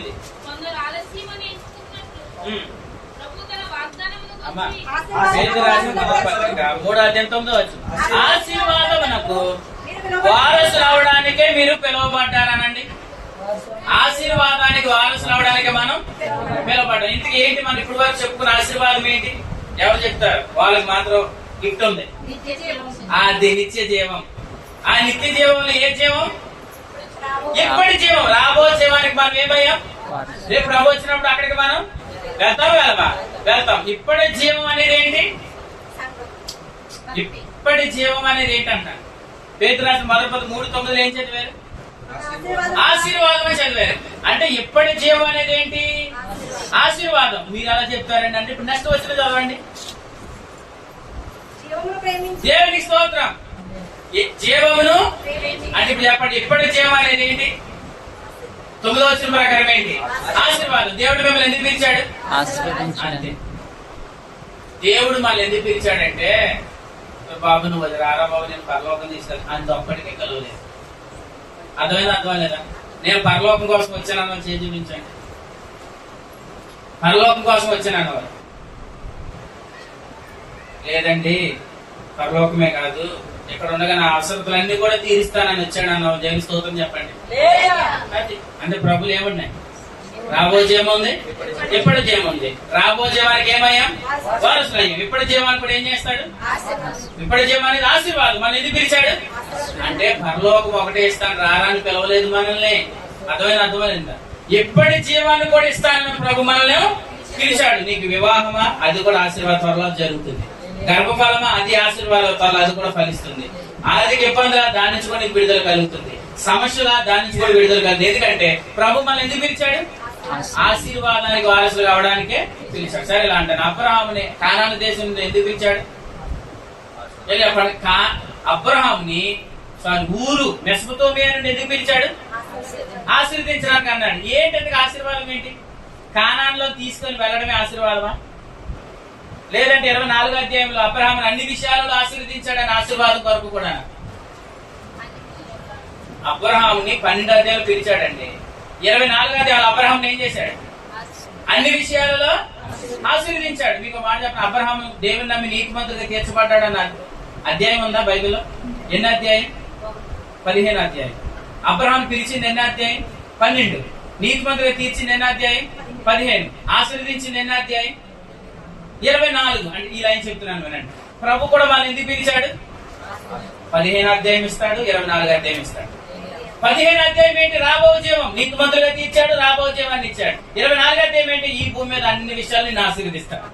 24వ అధ్యాయంలో నా ఆశీర్వాదం నాకు కావాలన్న దేవి స్తోత్రం చెప్పండి. మీకు అందరి మీద ప్రభు కుమ్మరించును గాక. 15వ అధ్యాయంలో నా ఆశీర్వాదానికి మన వారసులమయ్యాం, రాబో జీవానికి వారసులమయ్యాం. రేపు ప్రభు రాబోతున్నాడు మన ఆయనతో. అర్థమైందా? ఎక్కడ ఉండగా మా క్రీస్తు యేసులో మన ప్రతి అవసరత ప్రభు తీర్చును. దేవునికి స్తోత్రం చెప్పండి. మీ అవసరతలన్నీ ప్రభు తీరుస్తాడు. అర్థమైందండి? మీకు ఒక మాట చెప్తానండి. మనమే సమస్యలో ఉండి ఎవరి దగ్గరికి వెళ్ళి ప్రభు నమ్ముకోండి ఏమంటారు చెప్పండి? అంటారా? అలా అనిపిస్తాడా ప్రభు? ఇలా చెప్తున్నాను వినండి. ప్రభు నా జీవితంలో అద్భుతం చేశాడు, వచ్చి చూచి ప్రభుని అంగీకరించండి. సపాట అమ్మవాడు ఇలా అన్నాడండి, తిని చూడని అన్నాడు. సపాట అమ్మవాడు ఏమంటాడు చెప్పండి? రుచి చూచి కొండ అంటున్నాడు లేదా? మనం వెళ్ళగానే ఏమంటాడు? బోగనకాయ తీసి ఇచ్చేద్దాం మనకి. మనం అనుకుంటే అన్ని కాయలు అయ్యా అనుకుని తినేద్దాం వెతికి కొనేసుకుంటే ఇంకా ఏం చేస్తాడు? బోగనకాయ ఏడాడికి తెలిసి ఏ కాయ బాగుంటుంది ఏ కాయ బాగోదు. బోగనకాయ అంతే అన్నీ ఏమంటాడు? డజన్ వేసిండు అని అంటారు. అంటే తిని కొనండి అంటున్నాడు కదా. ప్రభు కూడా మనం ఇలా చేస్తాడు. ప్రభు మీకు ఏం చేశాడు ఇలా చెప్పాలి. మనం నా జీవితంలో అద్భుతం చేశాడు. ప్రభు దగ్గరికి రండి. ప్రభు మిమ్మల్ని కూడా ఏం చేస్తాడు? ఆశీర్వదిస్తాడు. అలా విధంగా ప్రభు సాక్షి ఇచ్చాడు. ప్రభు మనల్ని నడిపించడు గాక. ఆమె చెప్పండి. ప్రభు పరలోకం ఇస్తాడండి అని అంటే వాళ్ళు ఏమంటారు? మీకు మాట చెప్పనా?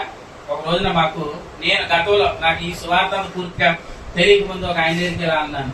యేసు ప్రభు దగ్గరికి వెళ్తే పరలోకం ఇస్తాడు రండి అని ఆయన అన్నాడు. నువ్వు చూసి వచ్చావా అన్నాడు. నువ్వు చూసి వచ్చావా అని అన్నాడు. అప్పుడు నేను ప్రారంభంలో నాకు అంత అనుభవం తెలియనప్పుడు నువ్వు చూసి వచ్చావని నేను అన్నాను. చూసి రాలేదనంటే మరి అమెరికా ఉందని మీరు చూసారంటే అన్నాను. నేను అనలేదు. మరి ఉందా లేదా? అమెరికా ఉందా లేదా? ఉంది. నువ్వు వెళ్ళావా? వెళ్ళలేదు కదా. అలాగే పరలోకం నరకం కూడా రెండు ఉన్నాయంటే చచ్చిపోయిన తర్వాత నరకంలోకి వెళ్ళిన తర్వాత అప్పుడు నమ్ముతానంటే కుదరదని నేను చెప్పాను. కానీ ఇప్పుడైతే ఇలా చెప్తాను. నిజమండి, మనం ప్రభు మనకు పరలోకం ఇస్తాడండి అని నువ్వు ఎలా చెప్పగలడు? ఇలా చెప్పాలి. ఆ పరలోకం ఇస్తానంటే అడ్వాన్స్ గా దేవుడు నన్ను ఇక్కడ ఆశీర్వదించాడని చెప్పాలి. అక్కడ నేను ఎంత లైఫ్ ఆనందంగా ఉండబోతున్నాను అన్నది దేవుడికి నాకు రుజువుగా ప్రభు నాకు ఆత్మనిచ్చాడు. ఆత్మ ద్వారా నేను జీవిస్తున్నాను. ఆ జీవితంలో నెమ్మది ఉందని చెప్పాలా? ప్రభు స్తోత్రం. ఒకప్పుడు ఈ నెమ్మది ఉన్నా నాలో అని అడగలమా? ఒకప్పుడు నేను ఎవరినే తాగుబోతున్నా కదా, తాగుబోతున్నా. ఇప్పుడు నన్ను దేవుడు మార్చాడు.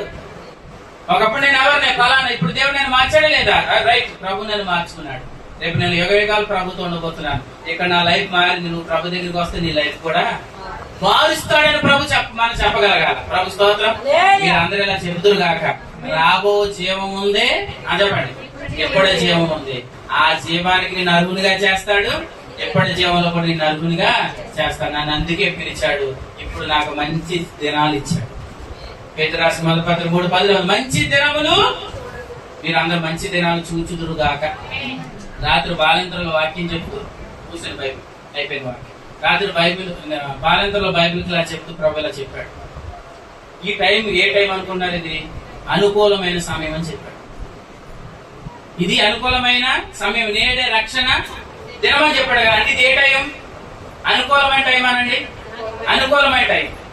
తీతు పత్రిక మొదటి అధ్యాయంలో దాని యుక్త కాలం అని చెప్పాడు. యుక్త కాలం అనేది ఏంటంటే right time. Right time. Right టైంలో దేవుడు మనం ఉంచాడా? అనుకూలమైన సమయంలో మనం ఉంచాడా? నేనేం చెప్తున్నానంటే మన చుట్టూ అనుకూలమైన సమయం ఆవరించున్నది కదా. నీ ముందు ప్రతికూలమైన పరిస్థితులు నేను ఏమి చేయను. అర్థమైతే దేవుని స్తోత్రం. నీ చుట్టూ ఏ సమయం ఉంది? అనుకూలమైన సమయం నీ చుట్టూ ఆవరించింది, ప్రతికూలమైన పరిస్థితులను ఏమీ చేయలేదు. ఆమె ఈ కృప దేవుడు మీకు అందరికి అనుగ్రహించిందిగా. ఏ పరిస్థితికి భయపడకండి, ఏదొచ్చినా భయపడకండి. మన ముందు ప్రభు ఉన్నాడు, విశ్వాసానికి కర్త, దాన్ని కొనసాగించేవాడిని యేసు వైపు చూస్తూ ఈ పరుగు పందులు ఓపికతో మీరు కొనసాగండి. గొప్ప అద్భుతాలు ప్రభు మనకి చూపిస్తాడు. ఆ ఎర్ర సముద్రం చాలా పెద్దదని అనకండి, దాని మధ్యలోనే దారి. ఆ బండ చాలా పెద్దదని అనకండి, ఆ బండలోంచి కూడా నీళ్ళు రప్పించగలరు. స్త్రీలు అనుకుంటారంట మన సమాజం దగ్గరికి వెళ్తున్నాం, ఆ బండ చాలా పెద్దది, దాన్ని ఎవరు తొలగిస్తారని అనుకుంటున్నారు. కానీ వీళ్ళు వెళ్ళేలాగా ఆ బండను ప్రభువే తొలగించాడు. మీ మనసు ఇది ఉండిపోయింది, ఈ సమస్య చాలా పెద్దది, నాకున్న రోగం చాలా పెద్దది, నాకున్న ఇబ్బంది చాలా పెద్దది అని అనుకున్నా. నీకు పెద్దదేమో కానీ అది ప్రభుకి చాలా చిన్నది. అవునా కదా? ప్రభుకి చాలా చిన్నది. ప్రభువుకు దృష్టికి ఇది చాలా చిన్నదని నీకు అర్థమైతే ప్రతి సమస్యకు నీకు చిన్నగా కనబడును గాక. సంసోనికి సింహం ఎలా కనబడిందంటే న్యాయాధిపతుల గ్రంథంలో సింహం ఎలా కనబడిందని చెప్పండి, మేక పిల్లలా కనబడిందంట. కానీ అందరికి సింహం ఎలా కనబడుతుంది? సింహంలాగే కనబడుతుంది. కానీ సంసోనికి మాత్రం ఎలా కనబడుతుంది? మేక పిల్లలా కనబడుతుంది. ఈ రోజు ఆ బండ చాలా పెద్దది, ఆ సముద్రం చాలా పెద్దది, నాకున్న సమస్య చాలా పెద్దదండి, నాకున్న అప్పు చాలా పెద్దదని మీరు అనుకుందురు గాక. యేసు ప్రభు నామని ఇలా అనండి, ఆ గొలియాత ఎంత పెద్దోడు, ఆయన నా వెనకాల ఉన్న ప్రభు చాలా గొప్పడు. ప్రభు స్తోత్రం. ఎక్కువ మనం దేని గురించి ఆలోచిస్తున్నాం? గొలియాత ఆయుధాలు, గొలియాత ఎత్తు, గొలియాతకున్న బలం గురించి, దాని గురించి కాదు ఆలోచించవలసింది. అలా ఆలోచించిన వాళ్ళందరూ గుడారాలకు వెళ్ళి దాక్కున్నారు. దేవుడు ఎంత బలమైన వాడో గుర్తించిన దావీదు మాత్రం నిలబడగలిగాడు. అవునా కదా? నిలబడి ఏమంటున్నాడు? ఏ సింహం ముందు నిలబడినప్పుడు దేవుడు నాకు సహాయం చేశాడో, ఏ ఎలుగుబంటి ముందు నిలబడినప్పుడు ఏ దేవుడు నాకు సహాయం చేశాడో, ఇప్పుడు కూడా అదే దేవుడు నాకు సహాయం. ప్రభు స్తోత్రం. నీకున్న సమస్య ఇప్పుడు పెద్దదనుకున్నా కానీ అంతకంటే పెద్ద సమస్య నుంచి ప్రభు నేను తప్పించాడు. సరే వెనక్కి తిరిగి ఆలోచించి, ఇది చాలా పెద్ద బండ అనుకున్నావు కదా, దానికంటే చాలా పెద్ద బండ నుంచి నేను ప్రభు తప్పించాడు. కాబట్టి ఇది చాలా పెద్ద సమస్య అనకు. సింహం నుండి విడిపించిన వాడే, ఎలుగుబంటి ముందు నుంచి విడిపించిన వాడే ఈ గొలియాతు ముందు నుంచి కూడా విడిపిస్తాడని దావీదు గుర్తించినట్లుగా ఈ గుర్తింపు నీకు కలుగును గాక. ఏ సమస్య కూడా పెద్దది కాదు, సమస్యకు కూడా పరిష్కారం నీలోనే ప్రభు ఇచ్చాడు. ఆమె చెప్పండి. ఆ సమస్యకు విడుదలిచ్చే తాళం పట్టుకోండి, ధైర్యంతో విశ్వాసంతో మాట్లాడండి, సాగిపోండి. అన్నిటిలో మీకు అత్యధికమైన విజయమే కలుగును గాక. మనం ఓడిపోము అనండి. నేను ఓడిపోనండి, నేను ఓడిపోను. ఎందుకు ఓడిపోం? మన ప్రభు ఓడిపోలేదు. కానీ ఇప్పుడు అందరికి మనం ఎలా కనబడుతున్నాం? ఓడిపోయినట్టుగా కనబడుతున్నాం. ఈయనను సిలువ వేయండి అని అన్నారు. అక్కడ ఏం రాయబడి చెప్పండి, వారి కేకలే గెలిచాను. అందరూ ఏమనుకున్నారు? రే మన కేకలు గెలిచారా అని అన్నారు. 3 రోజులు తెలిసింది ఎవరు గెలిచారు, అర్థమైంది. ఇప్పుడు అందరూ ఏమనుకున్నారు? వీడి పని అయిపోయింది, ఇంకా వీడి పని అయిపోయిందని అనుకున్నారు. అంటే ఎవరి కేకలు గెలుస్తున్నాయి? ప్రజల కేకలే గెలుస్తున్నాయి. కానీ 3 రోజులు అయిన తర్వాత అప్పుడు ప్రభు కనబడిన తర్వాత తనకు, రే మనం అనుకున్నట్టుగా మనం గెలవలేదు. ఇప్పుడు నేను అందరూ అనుకున్నారు నువ్వు ఓడిపోయావు, నీ పని అయిపోయింది, ముగింపు అయిపోయింది, ద్వారం మూసిపోయింది, వాళ్ళు అవ్వదు, ఇతను ఏమి చేయగలడు అని అనుకుంటారా? వినండి, అక్కడే మీరు నిలబడి ధైర్యంగా మనల్ని ప్రభు వాడుకుంటాడు. వారి మధ్యలోనే దేవుడు మనల్ని గెలిపిస్తాడు. మన ప్రభు ఎంత గొప్పవాడంటే ఎక్కడ నువ్వు అవమాన పాలయ్యావో అక్కడే దేవుడు నేను వాడుకుంటాడు. అర్థమైందా? యోసేపు పోతిఫరు ఇంటిలో అవమానపరచబడ్డాడు, కానీ అక్కడే దేవుడు కనపరిచాడు.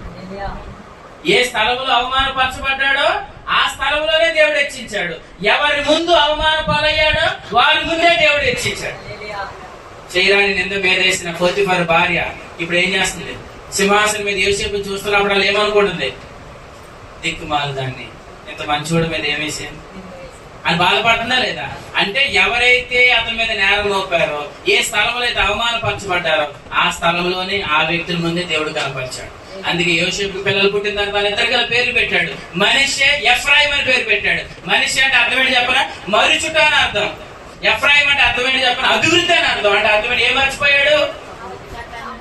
మర్చిపోయాడు. ఏం మర్చిపోయాడు? అవమానాలన్నీ మర్చిపోయాడు, నిందలన్నీ మర్చిపోయాడు, వాటన్నిటిని మర్చిపోయాడు. తగిన టైం వచ్చింది, దేవుడు యోసేపుని హెచ్చించాడు. అప్పుడు కొడుకు పడతాయి. రెండోవాడు కొడుకు పేరు పెట్టాడు, ఎఫ్రాయిం అని పేరు పెట్టాడు. అప్పుడు వచ్చిన వాళ్ళు అందరూ అడుగుతారు, ఏం పేరు అండి నీ చిన్న కొడుకు పేరు? ఎఫ్రాయిం. ఎఫ్రాయిం అంటే అభివృద్ధి. ఇతని పేరేంటి? మనిషి. మనిషి అంటే అర్థమేంటి? మర్చిడా. ఏం మర్చారండి? నాకు చాలా ఇబ్బందులు కలిగాయి, అవమానాలు కలిగాయి. ఎంత అవమానాలు అసలు నేను చెప్పుకోవడానికి నా పక్కన ఎవరు లేరు. అమ్మ లేదు, నాన్న లేదు, అన్న లేదు, తమ్ముడు లేడు, అప్పచెల్లి లేరు, అయిన వాళ్ళు లేరు, ఎవరు నా పక్కన లేరు. ఒక మాట ఏంటంటే నాకు కలిగిన భాష వచ్చిన వాళ్ళు కూడా ఎవరు లేరు. వారి మధ్యలో నేను అవమానపరచబడ్డాను, కానీ అందరూ నన్ను మర్చిపోయాను, అందరూ నన్ను వదిలేసిన, నా దేవుడు నన్ను మరవలేదు. తగిన టైం వచ్చింది, దేవుడు నన్ను హెచ్చించాడు, దేవుడు నన్ను గొప్ప చేశాడు, అందుకే ఈ పేరు ఎఫ్రాయిం అని పెట్టాలని చెప్పాడు. స్తోత్రం చెప్పండి.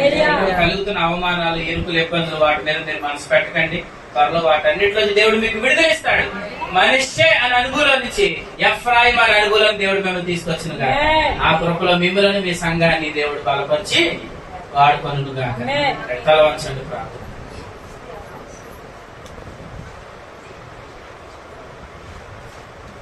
తలవంచండి ప్రార్థన.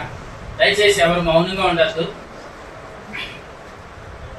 ఈ మధ్యాహ్నం ప్రభు నిన్ను దర్శిస్తే, నీ హృదయ ఆవేదన ఎరిగిన వాడు, నీ సమస్యలు ఎరిగిన వాడు నీతో మాట్లాడితే హృదయపూర్వకంగా ప్రభు ముందు మోకరించి, ప్రభువానికి వందనాలు, నువ్వు నన్ను దర్శించినందుకు స్తోత్రాలు, నీ ప్రేమ ఏంటో నాకు అర్థం చేస్తాను, ప్రతి వారం వాడుకొని నన్ను పోషిస్తున్నారు, నాకు మీ సంగతులు ఇస్తున్నారు, ప్రత్యక్షతలు ఇస్తున్నారు నాయన, మీ సత్య ప్రత్యక్షతల ద్వారా మీరు నాతో మాట్లాడుతున్నారు, మీ స్తోత్రాలు నాయన. నమ్మకమైన సేవకుని మీరు మాకు ఇచ్చారు, మీ స్తోత్రాలు చెల్లిస్తున్నాం ప్రభువా.